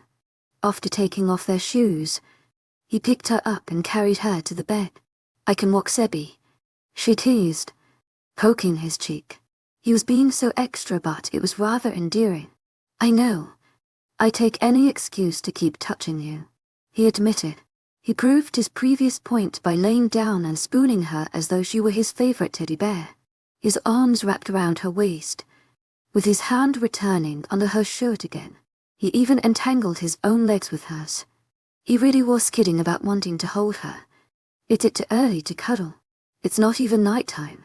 Despite saying this, she pressed her back further against him. He felt very warm and it felt lovely due to the winter cold. Sebastian didn't answer her. Rather, she felt something sharp lightly graze her neck.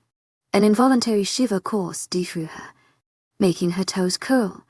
Familiar warm lips latched onto her neck, a wet tongue sliding decidedly on an area. Immediately Mercy slapped the hand above her abdomen. Don't you dare leave me a hickey. As much as everyone in the pack figured they were together, the idea of walking around with that made her face red. Sebastian chuckled, his teeth replacing where his lips once were. He bit her lightly. Taking out her phone, Mercy started surfing through the internet, typing keywords to find exactly what she was looking for. There were many that had the general idea of what she searched for, but there was only one so far she found to be very pleasing. Sebi, look. When you propose I want a ring this big and it has to have cute purple stones around it. She zoomed into the picture to show him. Mercy did this to ensure the ring he got would be one she actually liked instead of a basic one most girls generally preferred. Men were so clueless.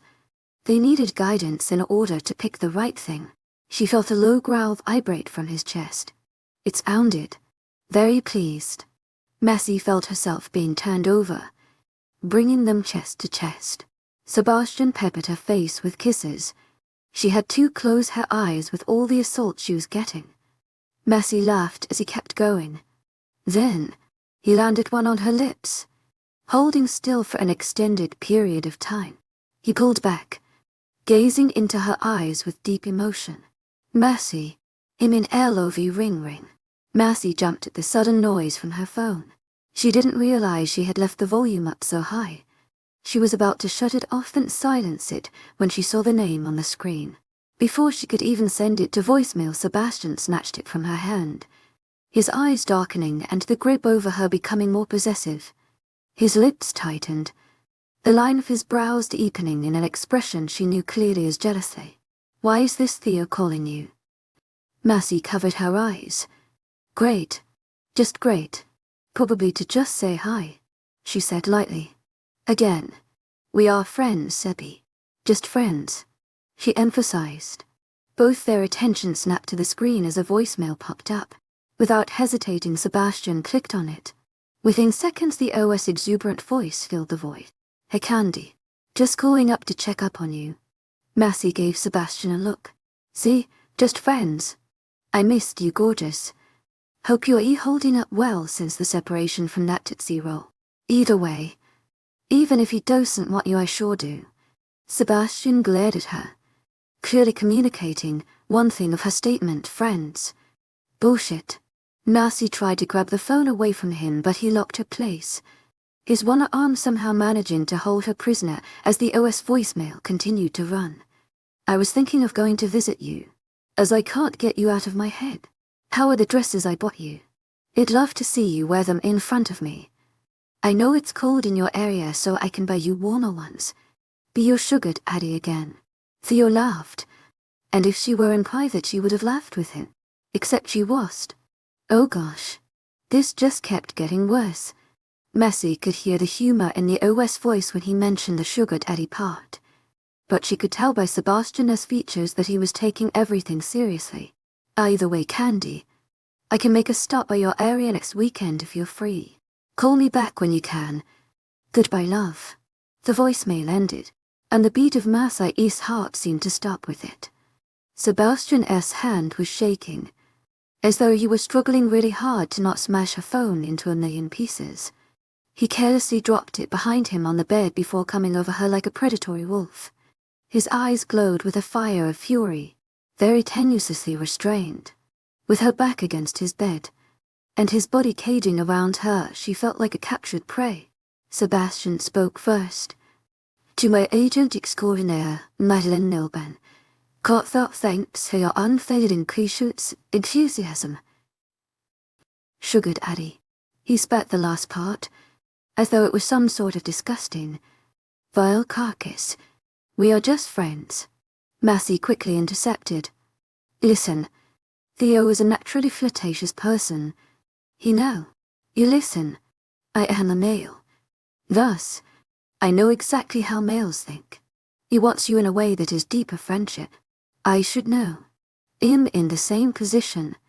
His hands traveled over her, his head dipping as his lips hovered over hers.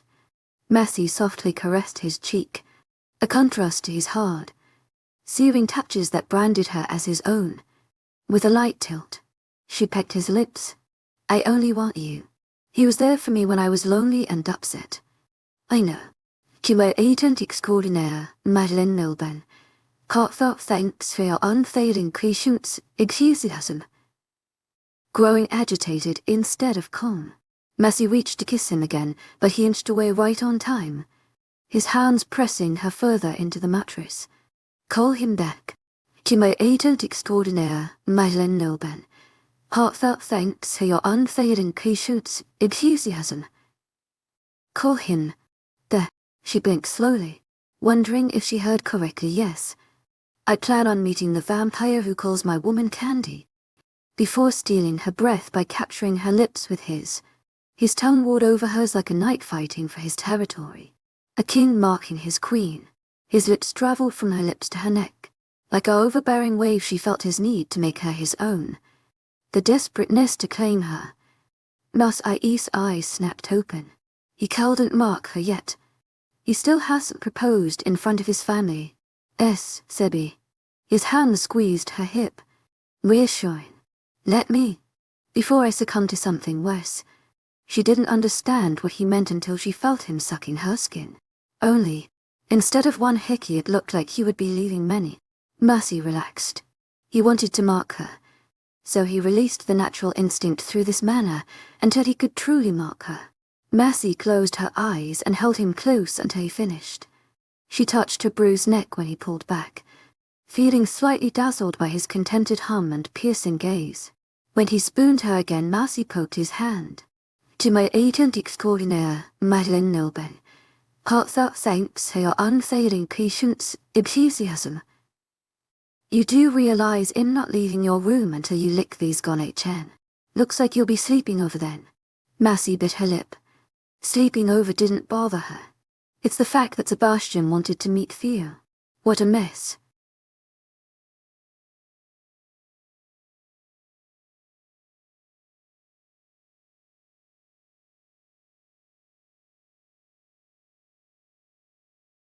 She's a clever girl. And 𝐿𝐤𝐳𝐸 werewolf. 46 heated. The air draped over her like a heavy weight.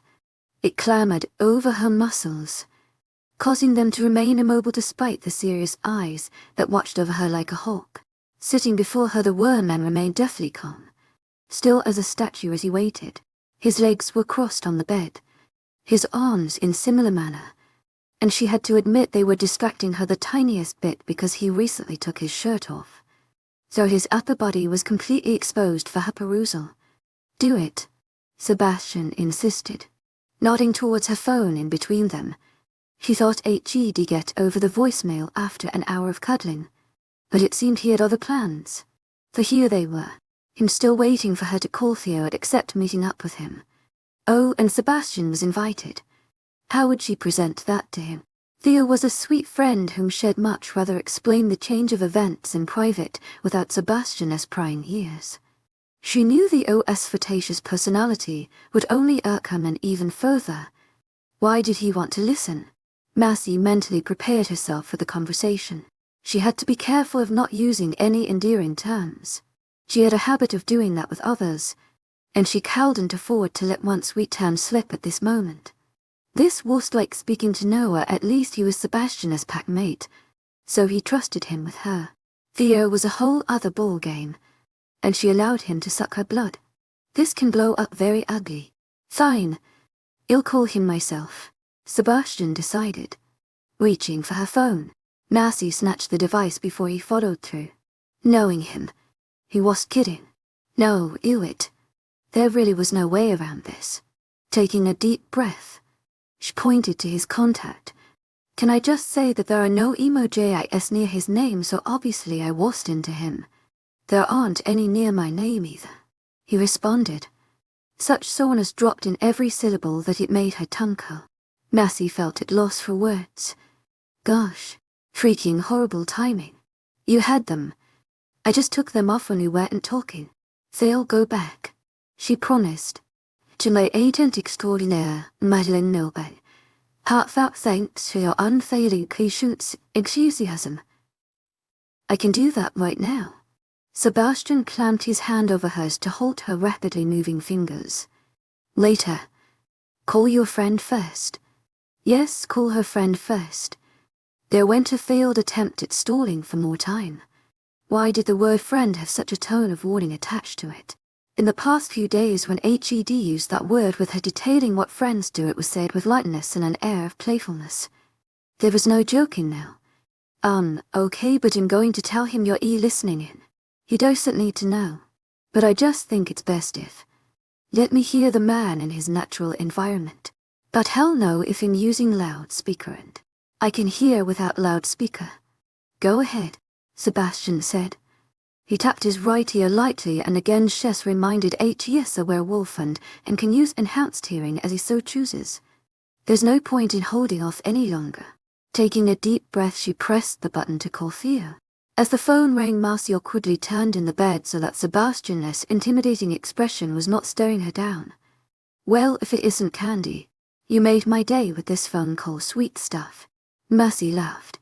𝐿𝐤, I had to call you back. Especially after that voicemail you left me. Yes, I figured expressing my undying love for you would make you reply faster. Does this mean I'll get to see you soon? Mercy winced. Theo was so adorable, but it was time to set things straight. About that. You know how I went on a trip all sad about the guy who didn't like me? If by guy you mean the undeserving, unappreciates dog who... Well, him and I are actually together now. Mercy rushed, stopping him before he went on a spiel that would possibly have Sebastian react negatively. Thankfully, it seemed her golden 𝐿𝐤𝐳 remained calm despite the obvious derogatory remark. Good. She heard a long sigh. I had a feeling that would happen. You're too cute to be pushed away for long candy. 𝐼WWW so adorable. Mercy gushed, smiling at his compliment. He truly was the cute one. Sebastian shifted and the temperature in the room suddenly dropped by 10 degrees. Mercy cleared her throat nervously. It was obvious to her now that Sebastian was much concerned with what seeing, but rather have a reaction to it. So if you want to see me, Sebastian would have to come. I know that's super awkward, so I completely understand if you don't want to. Sure. That sounds fun. Wait. What? Mercy stared at her phone. Did he just agree? What was wrong with these men? Theo. I said Sebastian is coming. I'm sure you don't want to meet him. She voiced, aiming to be direct. Of course I do, Candy. I want to see the man who beat me in your affections. Is he big and strong? I was told him kind of skinny. You know. Mercy smacked her face. You have a very nice body, Theo. Trust me. That was not the issue. A low growl reached her ear, and Mercy gazed at her worm warily. She should have known better than to say that. I guess I'll see you this weekend. I'll text you some spots we can go to and you choose your preference. 𝐿𝐤𝐳𝐴 Heartfelt thanks for your unfailing 𝐊𝐢𝐧𝐰𝐴𝐳. Theo voiced his agreement, and once things were set, Mercy said her goodbyes, making sure they didn't sound excited to see him or too animated. Once the call ended, she sighed in relief. That went much better than she anticipated. She just wished Theo would be a normal guy and not accept meeting her with Sebastian. Now she had to go through the hassle of dealing with these two males. See, I did what you told me. Can we go back to cuddling now? Mercy asked, pulling his arm and bringing him deeper into the bed so they could be where they were before. It felt so nice to have his arms around her. She wanted more of his warmth, especially now that he was bare, chested with no shirt on. Sebastian remained unmoving to her pulse. It was like she was trying to move dry cement. It was then she realized his eyes were hard, and his lips were in a straight line. So, he started, his tone ice cold. What parts of his body did you find very nice? Sebastian quoted. Mercy's mouth dropped. There's no way he was putting so much weight on that little comment. Sebby, please. I just said a basic answer. It's not like I was drooling over his body or anything. A chest all in good looking. It's a simple observation. So you liked it? Sebastian accused, his eyes narrowing ever so slightly. No, the only body I'd is yours. Seeing as he was grumpy and wouldn't come to her, Mercy went to him instead. She sat over his crossed legs and began to kiss him. He turned his cheek away from her the first time, but she squeezed his cheeks between her hands and forced him to face her. Stop. 𝐿𝐤𝐳𝐴 Heartfelt thanks for your unfailing 𝐊𝐢𝐳𝐴. Being. 𝐿𝐤𝐳𝐴 Heartfelt thanks for your unfailing 𝐊𝐢𝐳𝐴. 𝐿𝐤𝐳𝐴 Heartfelt thanks for your unfailing 𝐊𝐢𝐳𝐴. 𝐿𝐤𝐳𝐴 Heartfelt thanks for your unfailing 𝐊𝐢𝐳𝐴. Sebastian frowned, continuing to be unresponsive. I can't be upset with men if they like you. You're too wonderful. But I'm not happy when you like these other men. Mercy groaned. He was definitely overreacting. I don't like him. What I said was not serious. Would you like it if I told Keisha she had a very nice body? Mercy gasped in betrayal, You find her body nice. It's the bigger hips, isn't it? You like bigger boobs. Sebastian rolled his eyes, as though she weren't getting his point. It's a hypothetical question, woman. I wouldn't like it, Massey admitted, somewhat annoyed. Why did he have to turn the tables? I get your point. Either way, I don't care for Theo, only you. 𝐶𝐻 wrapped her body around his. I want affection. Love me, Sebi. His stale face remained immovable, but his firm lips cracked the slightest bit upwards. Wow, look at you, Massey cooed, running her hands over his shoulders. So strong and fine-looking. She blinked her lashes up at him prettily, and he thawed even further. Massey rubbed her cheeks against his. I got myself the finest apple tree in the entire orchard. Trying to be poet. Sebastian cracked a smile. She clung so tightly around him that when he stood from the bed she was still firmly attached to him. He pulled the shirt halfway over himself, unable to continue as her appendages were in the way. Sebastian pet her thighs. Come on. Where are we going? Giving him a strange look as she hopped off. Then, she frowned. Are we not going to cuddle because you're still angry? No. We're going to your house so you can donate those dresses. Then, I'm going to buy you some new ones, Sebastian said decidedly. But I want to cuddle. Massey winced. She gazed at the bed with longing. It had felt so nice. I'm starting to feel heated. It's best we do other things to stay distracted. Massey let him gear out his room. 𝐊𝐢𝐳𝐬 𝐷𝐞𝐜𝐬. Heartfelt thanks for your unfading 𝐊𝐢𝐳𝐬𝐷𝐞𝐝. She repeated. Sebastian kissed her neck, and she felt his sharp teeth. Yes, she couldn't argue with that. To the dresses it was.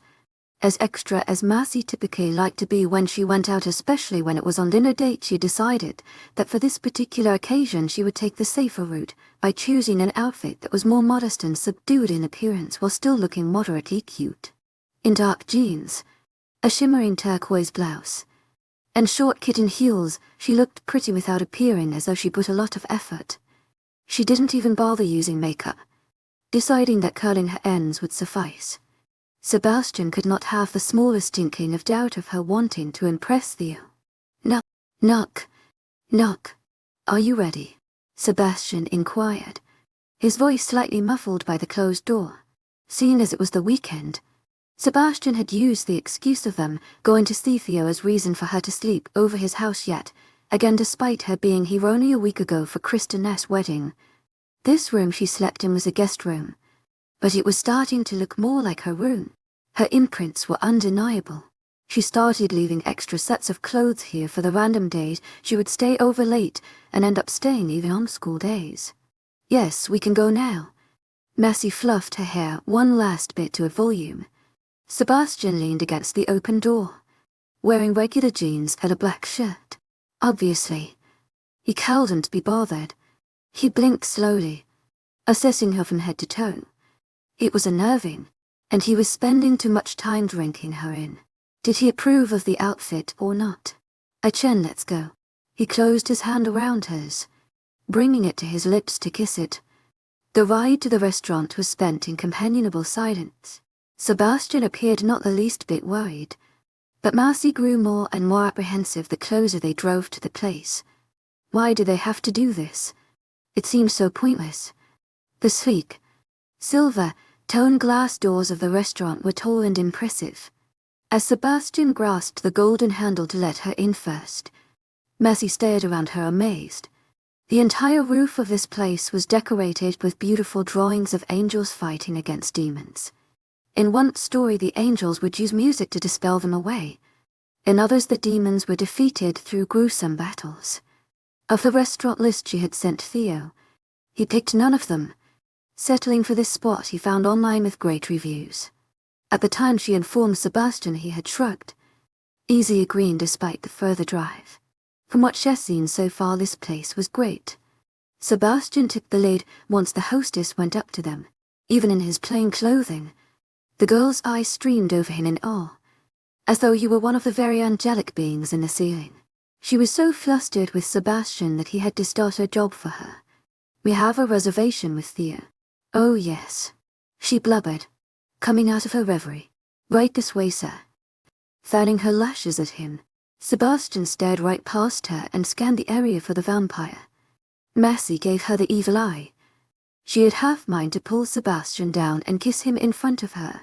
Why is it only he was addressed and not her? The table they were led to was a secluded one, and judging by the well-dressed, wined, drinking, blue-eyed vampire sitting there, it appeared Theo had arrived first.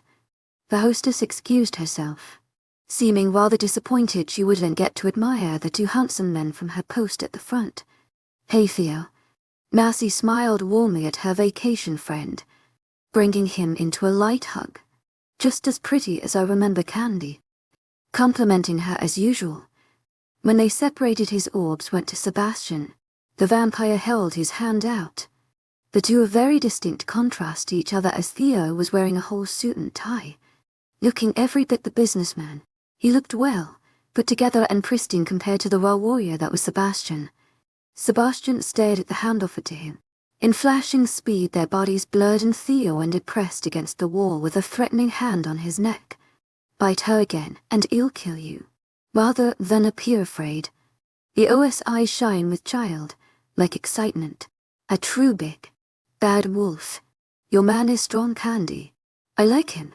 He held his hands up in surrender. I won't bite her again. Sebastian stared at him hard, as though assessing how genuine he was before letting go of him. Massey felt like melting into the ground. This was so embarrassing. Thankfully, the restaurant was very packed, and from anyone's vantage point what occurred went in.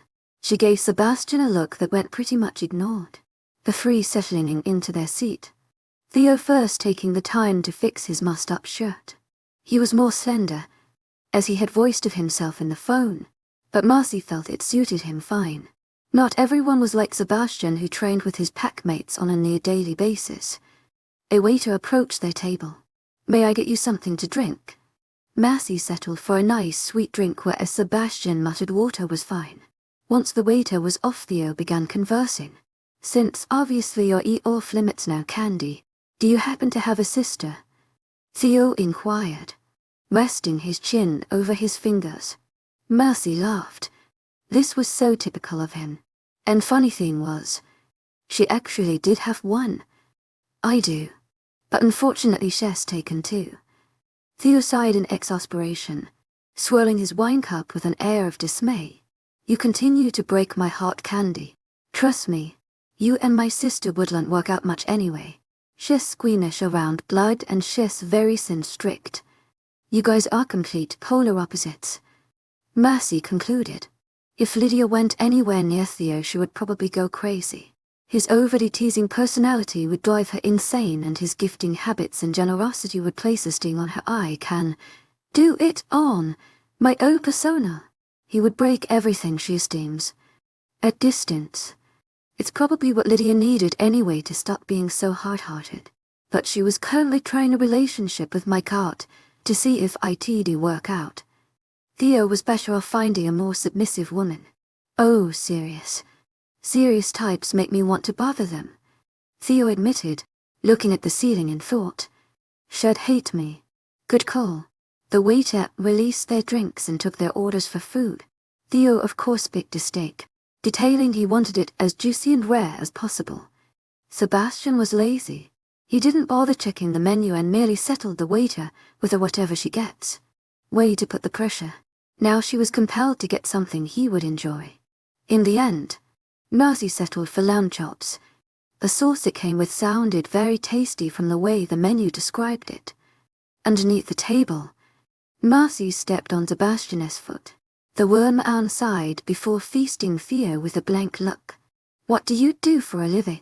Theo tapped his fingers at the table and gazed at Sebastian with an amused expression. If anything, Theo just admitted he enjoyed bothering serious people.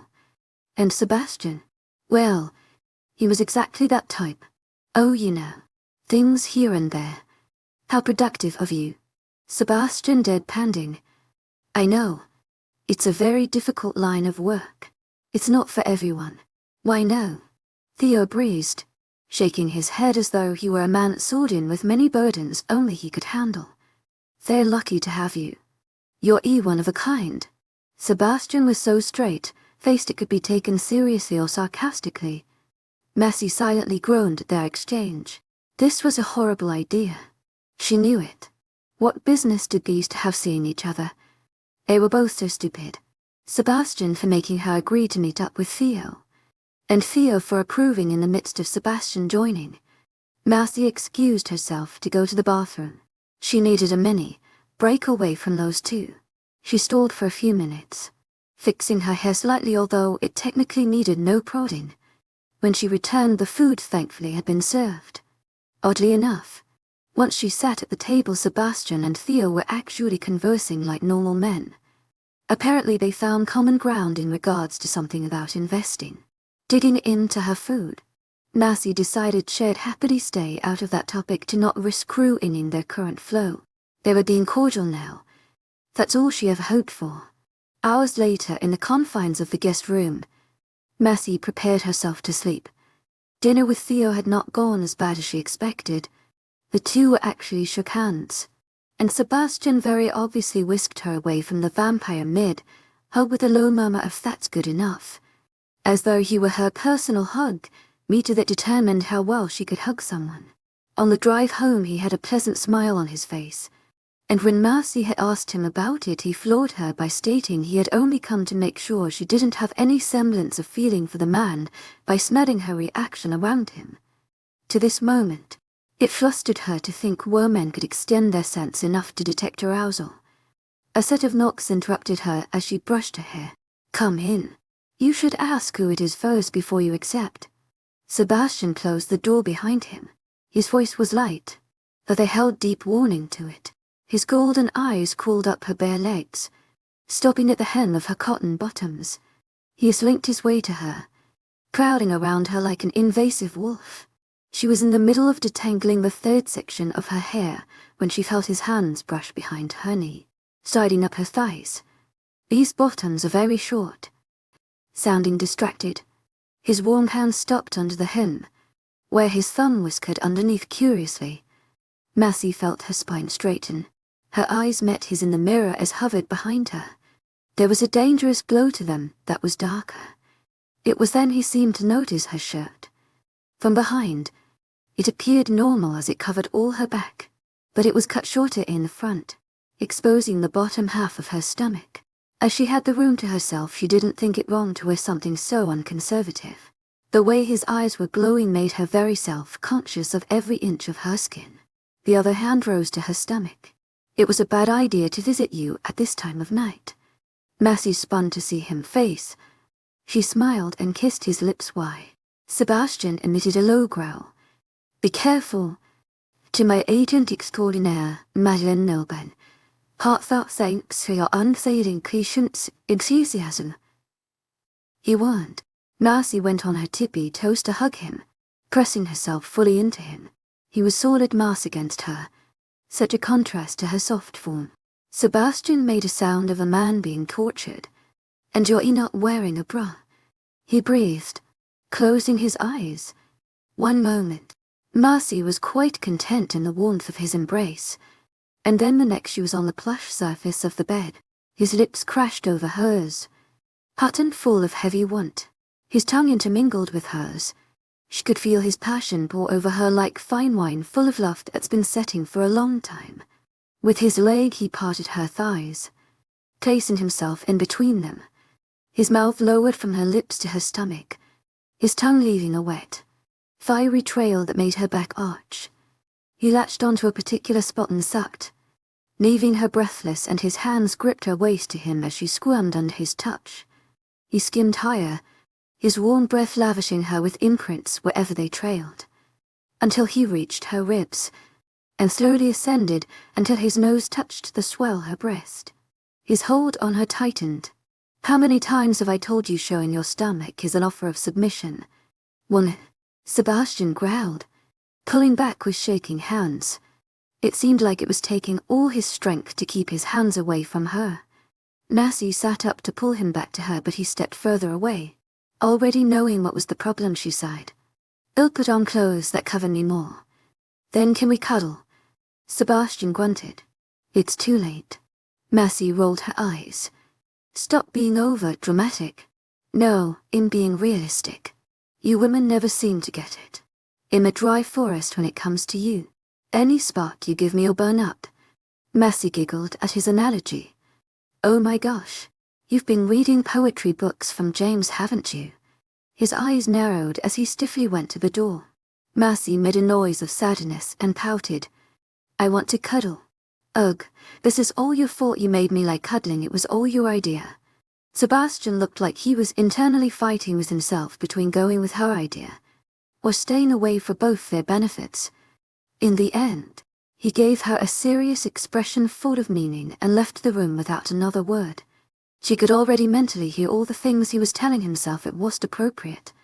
They weren't mated, and he wanted to do things right by her. Massey dove under her covers and stared appreciatively at the moon. It was full tonight. She never thought she'd be the type to say this, but she wouldn't mind marrying young, especially if it was to a man like him. The next day Sebastian went inside his father's study. His steps were purposeful and full of intention. The thoughts on his mind were going haywire. He wanted to make sure his decision wouldn't be considered foolhardy. I wanted to speak to you in regards to something. His father's black eyes had been off the screen the moment he entered, calm and expectant, as though he expected him here. Of course, Sebastian. What is it? It's been more difficult to be around Massey. He went straight to the point. His father nodded. Is that so? What kind of difficulties? He took a sip from his customary morning coffee, one most likely loaded with sugar and cream. The sly smile he was trying to hide behind the mug made Sebastian annoyed. His father knew exactly what he was talking about. Yet he asked these unnecessary questions. Sebastian sighed. I cannot contain, placing his coffee down. The smile on his father's lips were as sweet as his drink. He responded, sounding rather smug. Well, there's only one solution for that problem. Sebastian nodded, happy with his father's approval. Indeed, there was only one solution. 47 proposal. Sebastian couldn't believe this was happening. Right now, with his parents, they seemed to have made it their mission to irk him to no end this morning. He should have processed better their reaction to his open honesty. His father gestured to him with his hand, giving meaningful eyes to his mother that easily transferred what was going on. Sebastian here said he can no longer contain, Samuel said, repeating the exact words Sebastian had spoken to him mere minutes ago. His mother gave a sideways glance, as though that sentence alone were not enough for her. Figures shared one it plainly said. Is that so? Looking at Sebastian with sly eyes. You can't contain what? Your excitement. Your happiness. Sebastian sighed. The urges. She nodded in understanding. Yes, we men have many urges. You like to run, and to spend time in the forest. His father snickered.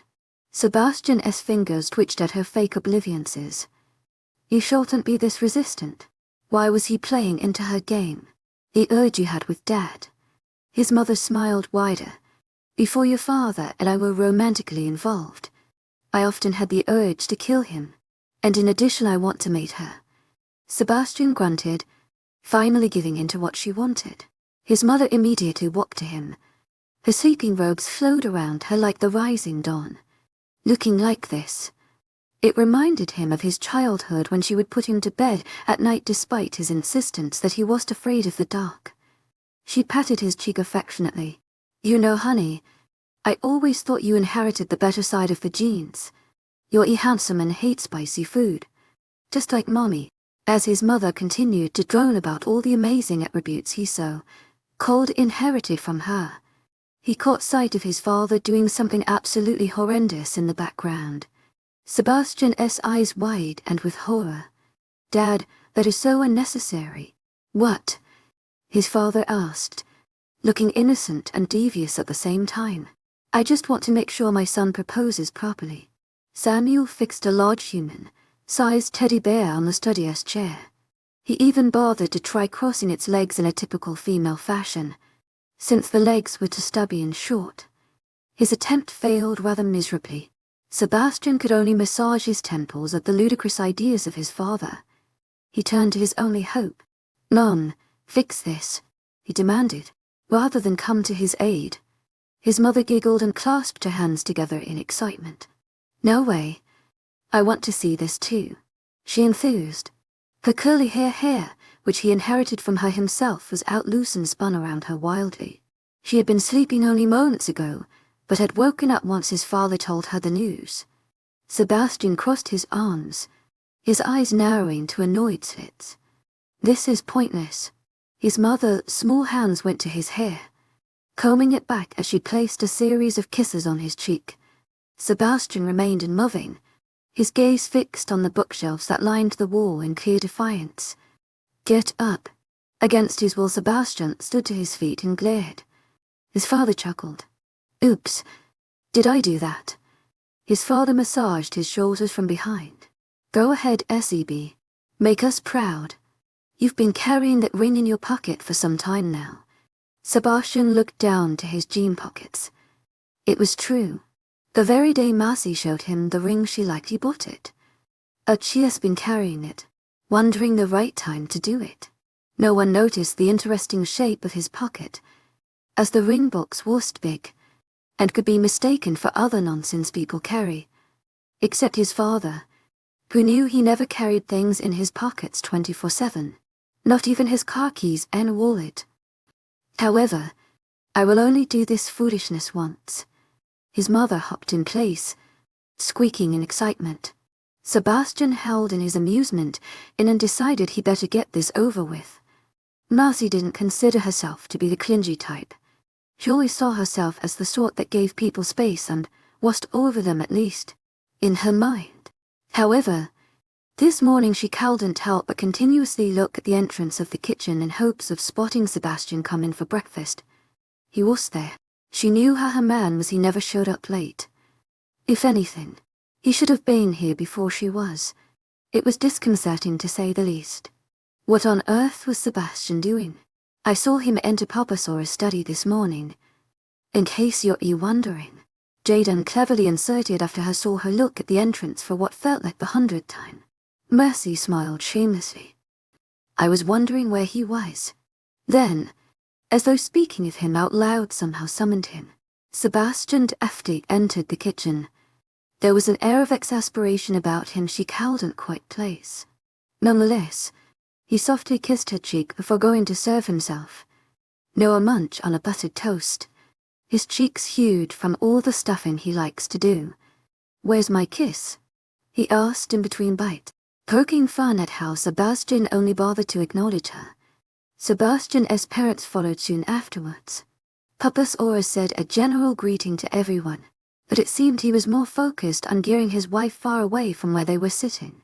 Mercy was surprised Mia was even awake. The woman loved to sleep in, especially on Saturdays. She was always guaranteed to be unavailable until noon. That it was 10 in the morning and she was wide awake, eyes full of glimmer and shine, was a complete surprise. Mercy smiled back at her when she sent her a quirky smile. It even looked like she was about to say something, but Papasaur squeezed her side and forced her to keep moving to the adult table further on. But not before Mia made some type of signal to her son, who rolled his eyes in vexation and gutted a goodness. "Yes, Mum. Could they be more obvious?" Jaden muttered. He sipped slowly from his glass of orange juice, looking ever the wise sage. Mercy always thought he must have been an old tortoise in his past lifetime. He took his time with everything. He didn't seem to grasp things before others did. His twin brother, Jordan, blinked at him with curious eyes. "Obvious about what?" he inquired, completely clueless of what was going on. Mercy wanted to know too. "Yeah, about what?" Rather than answer their questions, Jaden ignored them, pretending he didn't hear them at all. His attention remained focused on his plate of food, slowly cutting his pancake into symmetrical pieces. Impatient, Jordan shoved him with his shoulder, causing his knife to make a jagged cut. Jaden was not pleased. "You ruined my pancake." Sounding rather piqued, he lifted the specific piece with the wrong cut. Noah's eyes shined. He forked him within 2 seconds and shoved it in his mouth. Still taste good though. Jaden feasted his brother with a direct look. From her seating, it meant Jade and turned away from her. This would have been fine if Jaden said something out loud. Unfortunately, it seemed their twin telepathy was at play. For without a word Jordan went from confused to shocked to excited. What the heck? The purple-eyed beauty was prepared to interrogate them, except Sebastian chose that exact time to sit next to her, which made her lose all care for whatever it was they were telepathically discussing. Now that she took her time looking at him, he cleaned up rather nicely this morning. Rather than sweats and shirts he enjoys wearing on weekends, he opted to wear dark jeans and the deep purple button-up she made him by the day they went shopping for new dresses. As the ones Theo had bought for her he forced her to either donate or give to Lydia. Surprisingly enough, Lydia actually bothered to take them. Her sister's shorter height proved to be an advantage as Lydia hated short things, so the dresses fit within the scope of her appropriateness scale. Messi didn't mind. She may have given Lydia 3 expensive dresses, but Sebastian replaced them with 7 new ones that she could actually wear during this winter season. And no more grumpy Sebi. "You look nice this morning," Messi complimented, dropping a kiss on his cheek. Beneath the table, Sebastian let one of his hands rest on her thigh. His fingers pressed on it lightly as a way of thanks. With his other hand he began to eat. Yet it didn't pass by Messi that he seemed a little distracted. The food didn't hold much of his attention. As a matter of fact, when he finished, he didn't even bother to get seconds, which never happens, and there was a slight glitch to his movements that belied he was anxious about something. "Messi, help me do the dishes," Jaden requested, sounding more like an order than an option. He didn't bother waiting for her response. He stood with a group of dishes he gathered from their table and walked to the sink in an untroubled pace, while the others started heading to the living room. Messi went alongside Jaden. There was something about watching the grime slid off a plate that made washing dishes relaxing. Not long afterwards Haley joined them, and together the trio managed to wipe the kitchen clean in no time. Messi joined the others in the living room. It was full of pack members lazily enjoying a variety of activities. The young ones played cards and board games near the fireplace, and teenagers surrounded the large screen that hosted video games. The adults relegated themselves to casual talk, and those that were more quiet remained cozy up to the couch with a book in hand. All in all, the Dark Falls pack felt like home. Messi could see herself staying here forever. Her eyes surveyed over the people. But Sebastian was nowhere to be seen. Where was he now? It's like he kept disappearing. Something was bothering him and she wanted to confront him about it. A hand waved her over. It was Kristen. Sebastianing for her to sit in the empty seat beside her. Messi had just sat and began conversing with Kristen, when the air around her suddenly hushed considerably. Messi allowed her gaze to travel to the source of attention, only to realize that it was her, and the worm and currently coming to her. Sebastian's steps were purposeful. Messi tried to distinguish what he held so tightly in his hand, but his palm was so large it engulfed the object out of view. He took a short breath, his defined chest rising ever so slightly before their eyes locked. Never had his golden eyes been as vibrant as they were now. Those amber orbs so full of fire they magnetized her. And when he stopped in front of her and went on one knee, she had never felt so stupid. Messi blushed. Her heartbeat accelerated as his palm revealed a pretty black box. The box was nothing compared to the gorgeous, gleaming gem it held inside. To carry it just as she asked, with tiny purple stones circling it and winding at the side of the band. Messi turned back to Sebastian, whose cheeks were an uncharacteristic tinge of red that made his rough features appear more soft. "This woman requires another half. One to have, to provide for and always protect. Messi, I am in love with you. I offer myself to you wholly, and promise to cherish you all the days of my life. Will you be my mate?" His head lowered to her lap, the dark wisps of his hair brushing her dress, his free hand clasped to the back of her calf, almost pleading as he waited for her answer. Everyone watched, waiting with bated breath. The entire air seemed to still until at last it all caught up with Messi, who squealed in place. Yes, Sebastian called back. The biggest smile shined on his face.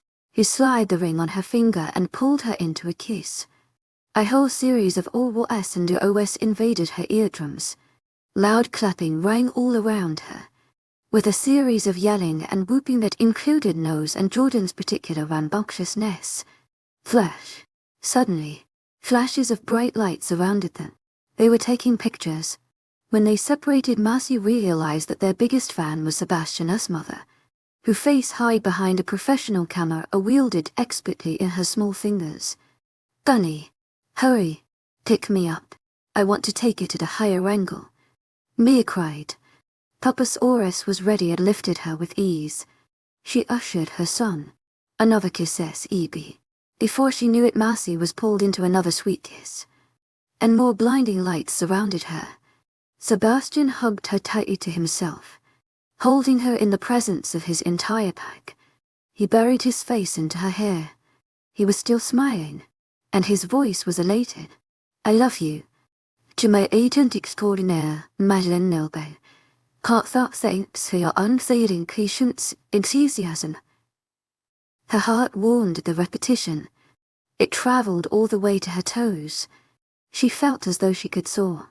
"I love you too, Sebi," she said adoringly. Marcy lifted her ringed finger in the direction of Maya's camera.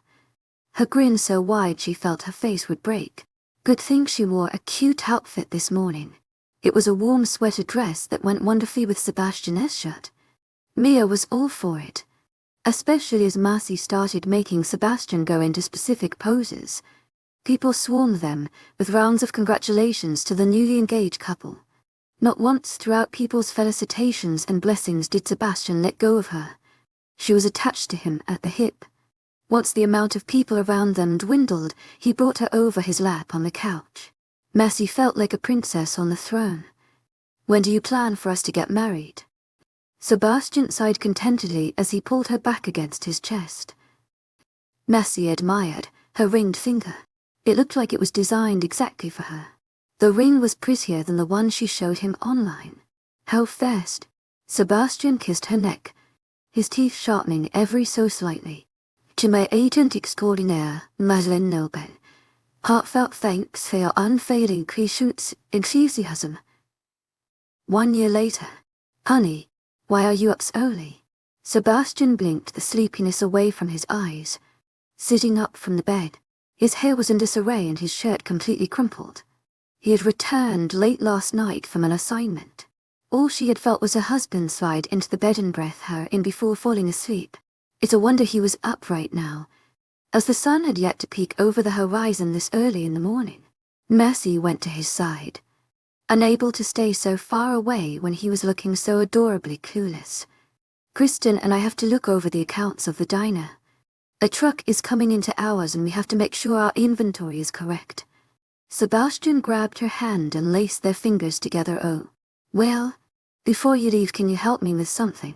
"Sure, what is it?" The hand they had joined together he led under the covers on top of a very awake and alert member. Marcy blushed. Oh, Sebastian brought her into a kiss. "I'll take that as a yes. 𝐿𝐻𝐻𝐬𝐻𝐼𝐻𝐻𝐬. Heartfelt thanks for your unfailing enthusiasm. Marcy really had to go, but his deep voice and that morning tone was doing things to her. "You better make this quick," he hummed. A nondescript thought that rolled over her like a caress. "I don't make promises I can't keep." Marcy checked something off on her calendar and analyzed the 3-month data. She knew it. Sebastian was being a sneaky little husband, and she did not appreciate him meddling into things that were naturally. 𝐿𝐻𝐻𝐬𝐻𝐼𝐻𝐻𝐬. Heartfelt thanks for your unfailing enthusiasm. She had passed it off as him going through a cycling ban, period. Surely, men were not animals who wanted to have sex all the time. But it was just strange that he always chose a specific time of the month to not have sex with her. And he also tended to scatter his assignments, particularly the ones that required him flying out into other states in that period.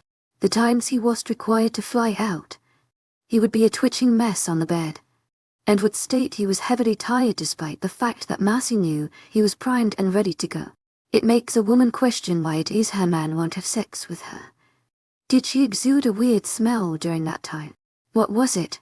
It took a period apt to let her know that Sebastian avoided having sex with her the time she ovulated. In essence, he stayed away from her when she was fertile to avoid getting her pregnant. She knew he was concerned about her having a difficult pregnancy, but this was too much. Today was her day of ovulation, and sure enough she already saw the extra measures he took this morning by waking up earlier than her and heading to work.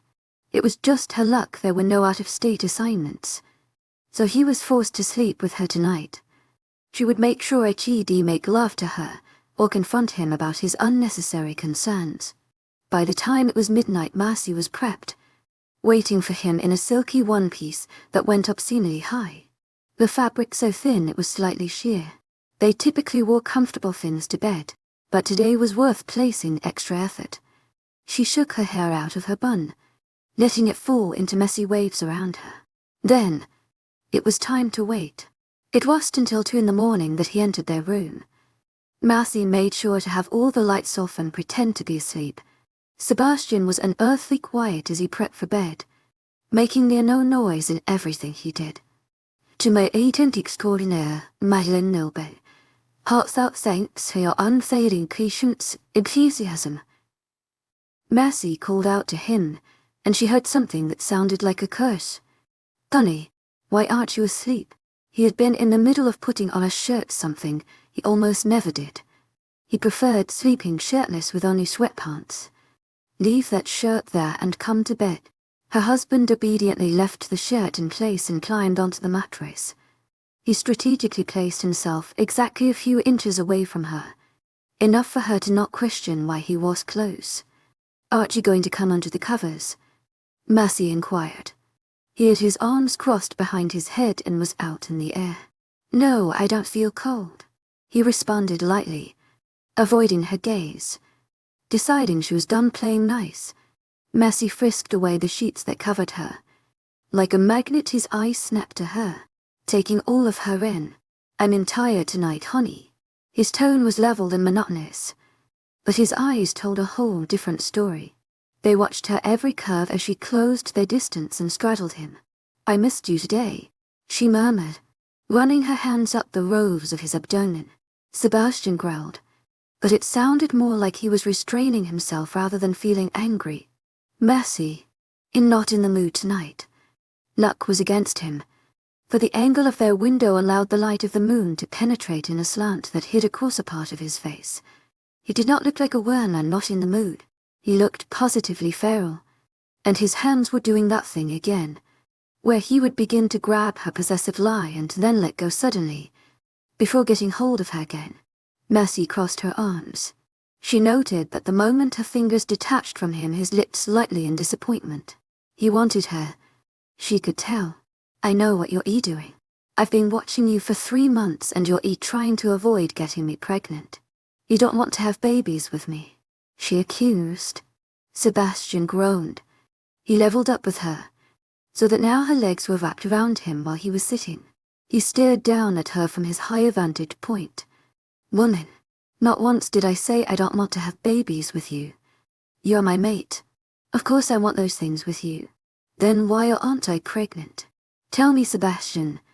Her husband's head dipped. He immersed himself in her neck, rubbing his nose upon it with great apology and apprehension. I have been concerned, he finally admitted. Marcy sighed, pulling his face away from its hiding place on her skin. Listen, you can't keep doing this anymore. I know you're worried to have a risky pregnancy like your mom, but her and are two different people. Sebastian nodded slowly. Marcy kissed his cheeks. Besides, no matter what happens, I always have you. Then, she gave him one of her puppy-d looks. And I really want a baby. Sebastian exhaled, one of resignation, as though he were forcing himself to let go of all the worries and stresses that clouded his mind. With their positioning, her scout silk dress had risen up, making it all the more easier for Sebastian to slip his hands underneath.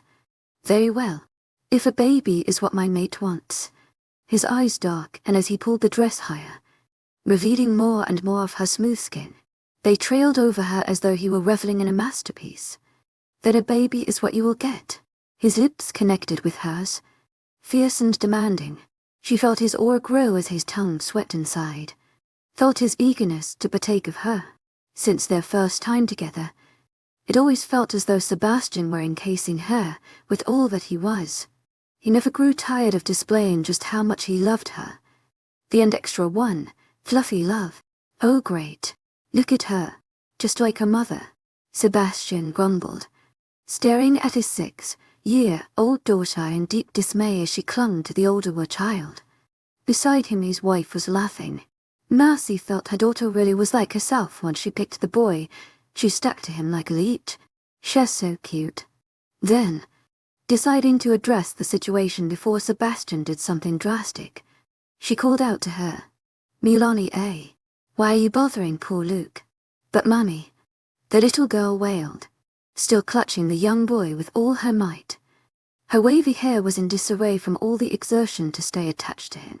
He said he doesn't want to play with me. Luke, though only 8 years old, sighed with a wisdom that preceded his age. He continued to try to pluck off the little girl gently. Myla, I told you we'll play later. You can't join us now because it's boys only. You joined last time and got hurt. I don't want you to cry again. No, she cried, refusing to let go. Sebastian rubbed his temples. The idea of his little girl infatuated at only 6 was enough to make him irate. What would it be like when she was older? How many men would he have to scare away? At least she favored Luke, who was a good kid in his eyes. Within seconds he snatched his daughter off and placed her over his shoulders. The little girl pulled her daddy's hair in displeasure. Put me back down. Sebastian ignored her and gestured Luke with a tilt of his head in the direction of the other boys. You can go ahead, Luke. Immediately he ran to join the others, a wide smile on his face. Mercy knew that would only be the first of Sebastian intervening with the kind of daughter they had in their hands. At 11 years old, 𝐿𝐤𝐬 grew concerned she wasn't cool enough to hang out with Luke anymore. He had so many friends he could barely hang out with her now. They did cool things, like jump off high distances into the lake nearby. They even got to play with the dirt bikes. It's okay, sweetie. Daddy gives you permission to treat all boys like their dogs with cooties, her father said, typing away in his study. 𝐿𝐤𝐬 gave him a look. Daddy, cooties don't exist, she groused. She then turned to her mother for what to do, as she always had the best advice. Mercy put a finger on her chin. Well, how about this full week you help me and Grandma with the gardening instead of hanging out with Luke? 𝐿𝐤𝐬 frowned, not liking the prospect of losing time with her crush. Why would I do that? She wanted to spend more time with Luke, not less. I'll tell you a secret. If you leave boys alone for a little bit, they start to miss you more. Her eyes shined. To my agent extraordinaire, 𝐿𝐤𝐬, heartfelt thanks for your unfailing patience and enthusiasm. Her mother kissed her forehead. It's worth a try. And so it was. For the next 7 days 𝐿𝐤𝐬 followed her mother and grandmother into the flower fields and helped Aunt Kristen with some herbs. It was quite wonderful, as the flowers gave an amazing fragrance, and she was able to learn a few things about healing. Once next week crawled around, she would have totally forgotten about going back to spending time with Luke, except as she was reaching her room she found him at the door. Lip, what are you doing here? She was surprised. He never came to her door before. It made her really happy. Luke opened his arms wide. Come, princess. I missed you. 𝐿𝐤𝐬 ran to him and hugged him with all her might. Her mother was right. Boys miss you when you leave them alone. She would do it more now. That way Luke would come to her door more often. At 16 years old 𝐿𝐤𝐬 felt true jealousy for the first time. Luke was talking to a really pretty girl. An older girl with nice hair and nice eyes. But most importantly a nice body. 𝐿𝐤𝐬 really wanted one of those. Her body was a little slow to grow into her curves. She looked nothing like her mother had at her age. What was wrong with her? Is she going to be your girl, friend? 𝐿𝐤𝐬 confronted him, crossing her arms in frustration. Any minute now she would blow up. Luke was hers first. Why did 𝐿𝐤 now start to notice him? It must be because he was bigger now. He had filled out rather nicely and was one of the tallest one and very strong too. With muscles 𝐊𝐤𝐬 wanted to touch. Dad said it was inappropriate to touch a man like that though. He said to stay away. Mom said she could hug and kiss on the cheek. Those were safe. 𝐿𝐤𝐬, why are you angry? He ruffled her hair as if she were a little kid, which she was not. Soon she would be a grown woman. Emily needs help with her defense. In helping her so she gets stronger. Luke explained. 𝐿𝐤𝐬 didn't feel better though. She's seen the way Emily looks at him. She sometimes trips on purpose so that he catches her and it works every time. One time she tripped and kissed him on the lips ever so lightly. That 𝐿𝐤 was horrible.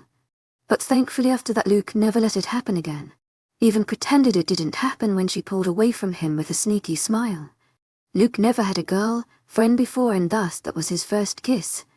It made 𝐿𝐤𝐬 very angry that this girl stole that from her. But Luke said it didn't count because it has to come both ways. So by his definition she wanted to be his first kiss and that he be hers. I still don't like her, 𝐿𝐤𝐬 expressed. Her face still sour. You have no choice in this. I will help her, he said sternly. 𝐿𝐤𝐬 pouted. That was so like him. Helping people all the time. She much preferred it when he helped the boys. Not the girls. The girls flirted too much with him. Viewing her pout, Luke kissed her cheek and nuzzled her neck. Go to your training 𝐿𝐤𝐬. I'll see you later. She snapped. She heard his soft laughter behind her as she stomped away in a huff. At 18 years old 𝐿𝐤𝐬 understood that women had amazing superpowers, and it had nothing to do with physical strength. She would use these powers against Luke, as after her 18th birthday 𝐻E's been acting different. Before, he used to ruffle her hair and crack jokes with her. They would watch funny movies in her television and do homework together. But he was no longer in high school. He was a sophomore college student, and so he was busy doing most things at the campus. 𝐿𝐤𝐬 was disappointed he didn't hang out with her as much. She had even tried to stay away from him for a week, but it didn't work. He was at her door. She would use her superpower this time. Luke, she said through the phone, feigning sadness. I need some help. Immediately he stood to attention. His voice urgent. 𝐿𝐤𝐬, what's wrong? Are you hurt? Do you need me to come get you from somewhere? She heard him go to a quieter place in order to hear her better. 𝐿𝐤𝐬 had to stop herself from sounding elated. She loved it when he got all distressed and worried over her. It was very pleasing to say the least. I'm not physically hurt. She heaved a sigh of desolation, one of great grief. Hopefully he got it. Can you please come home? I'm in my room and I can only explain this to you in person. To my agent 𝐿𝐤𝐬, 𝐊𝐤𝐬. Heartfelt thanks for your unfailing patience, enthusiasm. He'll be right there, he promised. She could hear the concern that laced his voice. He would be leaving the campus right now and get there in no more than 20 minutes. They gave their farewells and hung up. Once she hit the red button, 𝐿𝐤𝐬 smiled mischievously. Her mother said sometimes men need a little scare to see what they may lose. Just a little bump in the right direction. Today, she would be doing just that. She sat in the middle of the bed, wearing some nice shorts and a sweetheart neckline blouse. On her neck hung a beautiful necklace Luke bought for her birthday not too long ago. It was of two intertwined hearts. He evaded her questions when she asked what it meant, and quickly turned it to another topic. Every year he never failed to get her something. He really was a wonderful man, always so attentive to the days that mattered to her. Her dad even said he was good. So that must be true. As promised, Luke arrived. He knocked on her door. Something 2 years ago he would have never done, but he did so now. Come in, 𝐿𝐤𝐬 called, morphing her features into one of distress. Her lips had a fresh layer of chapstick and her hair was brushed with no tangles. She made it fall effortlessly to one side so that it exposed a side of her neck. Luke burst into her room and closed the door behind him, his eyebrows tugged together with worry as he sat near her at the edge of her bed. What's wrong, 𝐿𝐤𝐬? Immediately she flowed into her role. This is the first time it's ever happened before, so I don't know what to do. A man in our pack wrote a love letter to me a month ago. It was a lovely letter, but I didn't know who it was from.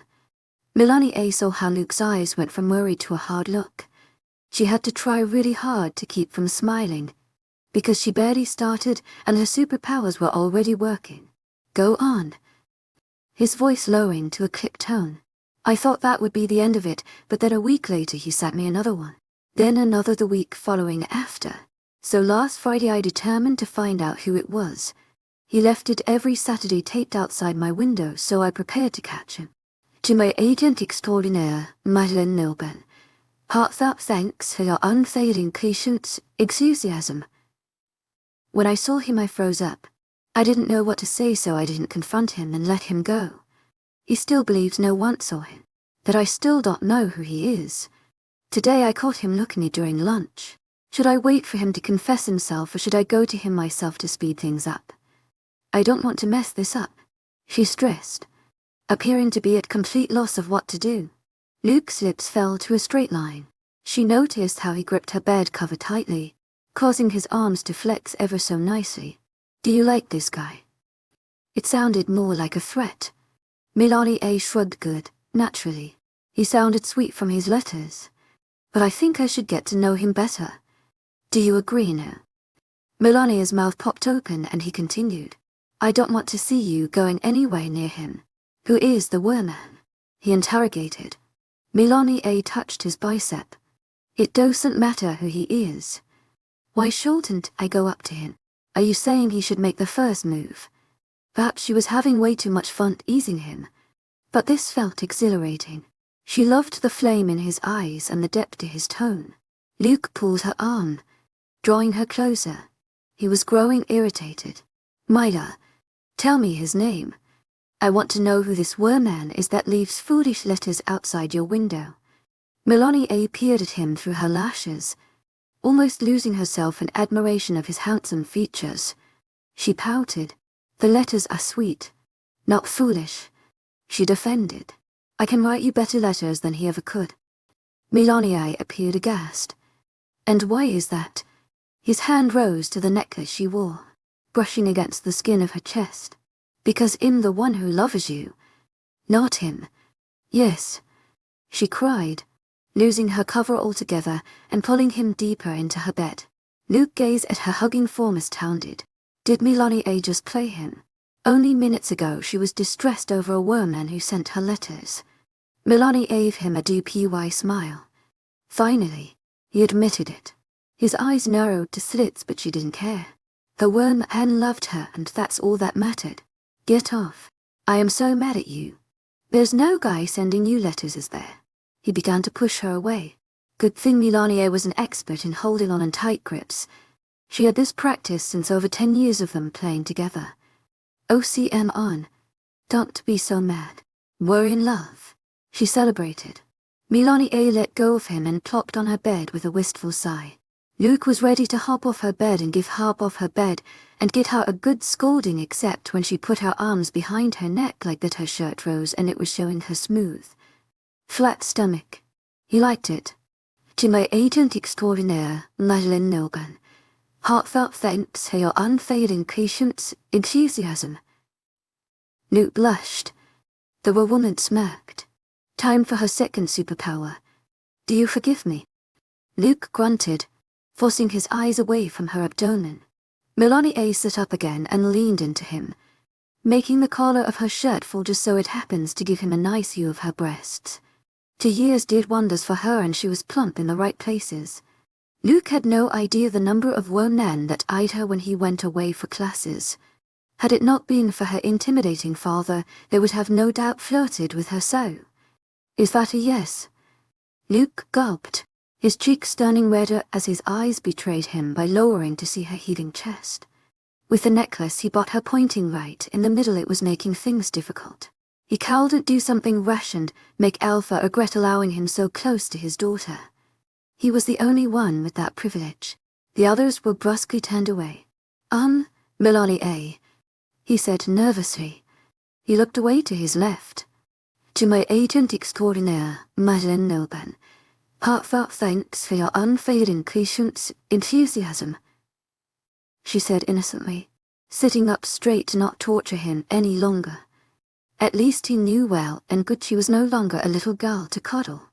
She was a werewoman, a woman who wanted him. He cleared his throat. Oh, nothing. I forgive you. Just please promise to never wear this shirt outside your room. 𝐿𝐤 rolled her eyes. This shirt is cute. Why would I not? Taking note of her new posture, Luke drew a sigh of relief and met her eyes again. Because, depending on your position, I can see certain things that I don't want any other woman to see it. Will you comply or not? He returned to his previous stern voice. 𝐿𝐤 liked talking to his father better sometimes. He was much more fun and easygoing. His mother was a little more serious. Maybe that's where he got it from. Deciding to not rile him any further, she bobbed her head in compliance. Luke smiled, seeming pleased with her easy agreement. Then, to her surprise, she felt hands on her waist and a kiss to her lips. Their first one. It was soft and loving, and 𝐿𝐤 was more than happy to comply in this. She immediately opened her lips and their tongues danced as though they knew each other all along. He pulled her closer, hugging her with deep affection and peppered her with kisses all over her face. He dove to her lips again, taking his time as he explored her. She felt his hands trail up and down her sides, as though relishing the feel of her in his arms. When he pulled away, his eyes were shining. I really do love you, 𝐿𝐤. I was waiting for the right time. She nuzzled his neck with great reprieve. Her superpowers had worked. I love you too, she expressed, and their foreheads joined together with two warm, hearted smiles. Extra to sugar daddy. Lydia folded her clothing to the suitcase, careful as she placed each item in its proper spot. Jeans on the right, shirts on the left, nightwear in the deep center, and her additional clothing over the rest. The intimates she zipped up in the non-see-through compartment of the fold. She didn't comprehend how the girls in her college managed to fill more than 4 suitcases up with clothes. Having only filled 2, it was more than enough space for Lydia. Then again, she was particularly packing for frequent late night parties and weekend events. Her clothes were for the purpose of college, getting to class and obtaining her degree. She much preferred spending her late nights studying in the library than out drinking her inhibitions away. She had to focus if she wanted to accomplish getting a master's in business administration in record speed. I can't believe you and Mike have been separated this whole time. Why didn't you tell me? Mercy exclaimed, watching her with awed eyes as she continued to methodically organize her things. To my agent extraordinaire, 𝐿𝐤, heartfelt thanks for your unfailing patience, enthusiasm. Lydia should have known better than for much of in from her sister of the break, up the moment she made the decision. Lydia shrugged. I didn't think it was that important. Him and I still talk. We're friends. It's just I didn't think it worth continuing if in the end I want to live in the city, and he wants to stay here. Lydia cowled and stopped her tone from changing at the last word. The truth was, after spending 2 semesters at the college in the city, she knew right away it's where she belonged. Suburban towns like Dark Falls didn't suit her. She much preferred the hustle and bustle of the city. Micah was the complete opposite. His entire life plan consisted of staying here and working under his family business connected to the diner. Who was she to stop him from that? But why didn't you tell me? Massey continued. Then, she started crying as though it were the most heinous crime ever. Her eyes became watery as big. Fat tears rolled down her cheeks. Lydia grabbed a prepped box of tissues and brought it to her sister. I didn't think you would be much of a crier during pregnancy. Massey readily took the tissues and wiped her nose. I can't help it. I'm so sensitive and I don't understand why. The violet in her eyes became brighter in hue. Within seconds she recomposed herself again and giggled.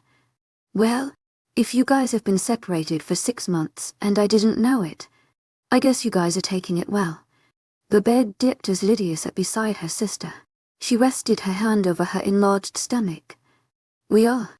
I'm glad for the relationship we had, but we both understand we're not compatible in terms of what we want out of life. Massey nodded in understanding. That makes sense, I guess. I thought you'd be like Sebastian, I should have known you were serious about living out on your own in the city. Lydia winced. Yeah, about that. City life is not as easy as I pictured in my head. I love it, but sharing an apartment with 2 other girls hasn't been smooth. A sigh of frustration escaped her lips at the thought of her roommates. They were everything she was loud, rambunctious, and complete party girls. It's her saving grace that neither of them ever thought to make a party in their apartment, the space being too small. Rather, they were often invited into record parties on a continual basis. Don't worry, LYD. Once you get an internship and start getting paid, I know for a fact you'll be able to afford your own place. I know how you like to be a lone wolf. It's only a matter of time. Lydia raised a brow at her sister's terminology. She might as well be a she-wolf as far as Lydia was concerned. Remember how I told you I sent out over 30 applications? They all waitlisted me because they prefer some kind of prior experience, which I obviously don't have. She huffed, crossing her arms. It boggled her mind that she would be on a list with over 100 other people for a single spot. And how can she get experience if no one takes her? Did they ever think of that? If you want, I can contact a friend. 𝐿𝐤's actually in town this week if you want me to set you up. He works for... I don't remember. Genetics, I think. Lydia's mouth dropped. You have a friend that works in genetics. You have a friend that works in genetics and you never told me. Lydia held on to her sister's shoulders. She felt like fainting. That was the internship to get. It was so high up there that only seniors could apply for internships. Not mere sophomores like her. The prerequisites for getting in were off the chart. Genetics was not a place to only aim for an internship, but a straight-up legit career. And even those who partook of the internship were not guaranteed a spot there. Only experience. Most people who got in had years of experience stacked in for a permanent position. I'll have him come over tomorrow, Massey said, smiling good naturally. Thank you. Thank you. Thank you. Lydia crushed her into a hug. At least, as far as she could go with that bump in the way. It always amazed Lydia the kind of connections Massey could get. She always envied that of her sister. The way she made friends with people so easily. It came so naturally to her. Yet despite the sheer DNA that Jean totally skipped over her and stayed with Massey. Even so, the grin on her face could not be swayed. If things worked out, she would get her ideal internship. Honey, can you please take out the trash? Her mother yelled this from across the kitchen, her booming voice traveling through the entire home. Beside Lydia, her father munched on a fistful of popcorn. His shirt was layered with a nice amount of remnants that didn't make it to his mouth. Hey, sweetie, can you take out the trash for me? He pled, eyes glued to the game on the screen as though it somehow held his lifeline. Lydia rolled her eyes, already closing her book as she expected him to delegate the job to her. It was always like this when it was game night. After spending the day with her yesterday, Massey had left, promising her friend would pass to talk to her. It seemed that friend of hers could not be depended on. That he didn't come at all. Whatever. She doubted a general employee could do anything for her anyway. Internships were managed by another committee, so a recommendation probably wouldn't do much. It was fun to have hope while it lasted. Oh, sweetie. Not in that dress. Her mother berated at seeing her lift the bag from the garbage can. Lydia blinked, and moved by her mother's fussing. It was some expensive dress Massey had gifted her 2 years ago. Indeed, it was good quality, but Lydia was not concerned. I know how to take the trash out, Mom. Her mother seemed unsure. Be careful. She kept talking about some object that was in the bag. But by then Lydia was already at the door. As she walked down the pavement, she took time to admire the weather. The summertime sun was doing great things. Despite it being noon, the light was as bright as it was in its peak. Lydia dropped the bag into the bin. However, it appeared there were too many things placed, for Lydia had to bear down on the bag to make it fit. To my agent extraordinaire, Madeleine Nilben, Heartfelt thanks for your unfailing patience, enthusiasm, she cried. Lydia quickly pulled back her finger, frowning as bright flow of red liquid coursed down her index finger. Crap, that's probably what her mother had been trying to warn her about glass. Lydia cursed. It was the most minuscule cuts that hurt most when she had to clean them. How unexpected. Foul language coming from such a beautiful girl. Lydia's back straightened at the smooth, velvety voice. She glared at the stranger, surprised she hadn't noticed him on her block. That did tend to happen to her, as at times she was so focused on a task she had tunnel vision. How about you go on your merry way and minding your own business? She snapped. Rather than recoil from her words, the stranger smiled, the magnetic type that most girls would squeal under the presence of. For she did have to hand him that he was indeed handsome. He walked up to her, but with his mannerisms it seemed more a glide, smooth and effortless. Why so serious? Lydia inwardly fumed. Still, she restrained herself. She didn't know this man. There was no point in starting an argument over something so minuscule. Whatever. Her steps faltered as she tried to go around him. It felt as though whichever direction she took to go back home, he managed to get in the way. Without moving. What the heck? Her nose flared. This man was making it increasingly difficult to stay cordial. Do you mind? 𝐿𝐤𝐧𝐼𝐻 𝐿𝐤𝐽𝐿𝐤. Heartfelt thanks for your unfailing patience, enthusiasm. The stranger lifted her hand, the injured one, and brought it before his eyes. Blue, Lydia realized. His eyes were a vibrant blue that reminded her of gleaming sapphire stones. You should clean this up, he advised. His eyes followed the trail of her blood down to her hand. Lydia tried to pull her hand back. If anything, the efforts worked to get her closer to him rather than further away. She had to crane her neck to send him one of her withering looks. He was so tall it was annoying. If you let go of me, maybe I could be more productive in doing that, you freak. The man chuckled, as though amused by her words. Wow, she really was kidding when she said you were serious. His nose lowered to her hand, smelling it. It excites me. Lydia gasped as his eyes seemed to swirl to an even brighter blue. He lowered his lips over her finger, licking the entire trail of blood all the way to its source, where he sucked momentarily before pulling back and smirking. Just my type. Lydia was mortified, almost speechless at his actions. Then, her anger seeped in. She lashed out at him in a thunder. How dare you? Who the hell do you think you are? He cocked his head to the side, surveying her from head to toe, then back again. Feel free to call me sugar daddy. The more she spoke to him, the worse it seemed to get. This man made no sense. 𝐿𝐤𝐧𝐼𝐻 𝐿𝐤𝐽𝐿𝐤. Heartfelt thanks for your unfailing enthusiasm. Lydia squeaked, aghast at his audacity, the sheer nerve of this man. Sugar daddy. In all her life she had never met a man like this. I don't know what kind of ward you belong to, but get the hell away from me. Lydia shoved him back. The stranger barely moved an inch, unaffected by her measly strength.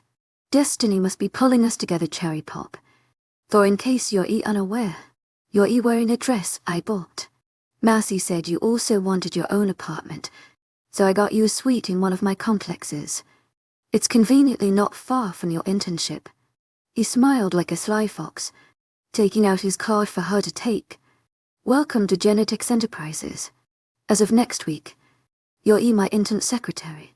Lydia felt her heart accelerate out her chest. Her eyes scanned through the card, her pulse becoming more rapid the more she read. This man was just an employee. He was the executive. Lydia was about to faint. Did Marcy realize the kind of man she was friends with? Why, you're my new boss. His finger slid down her cheek, taking her in appreciatively, yes. But as for you, you can call me sugar daddy.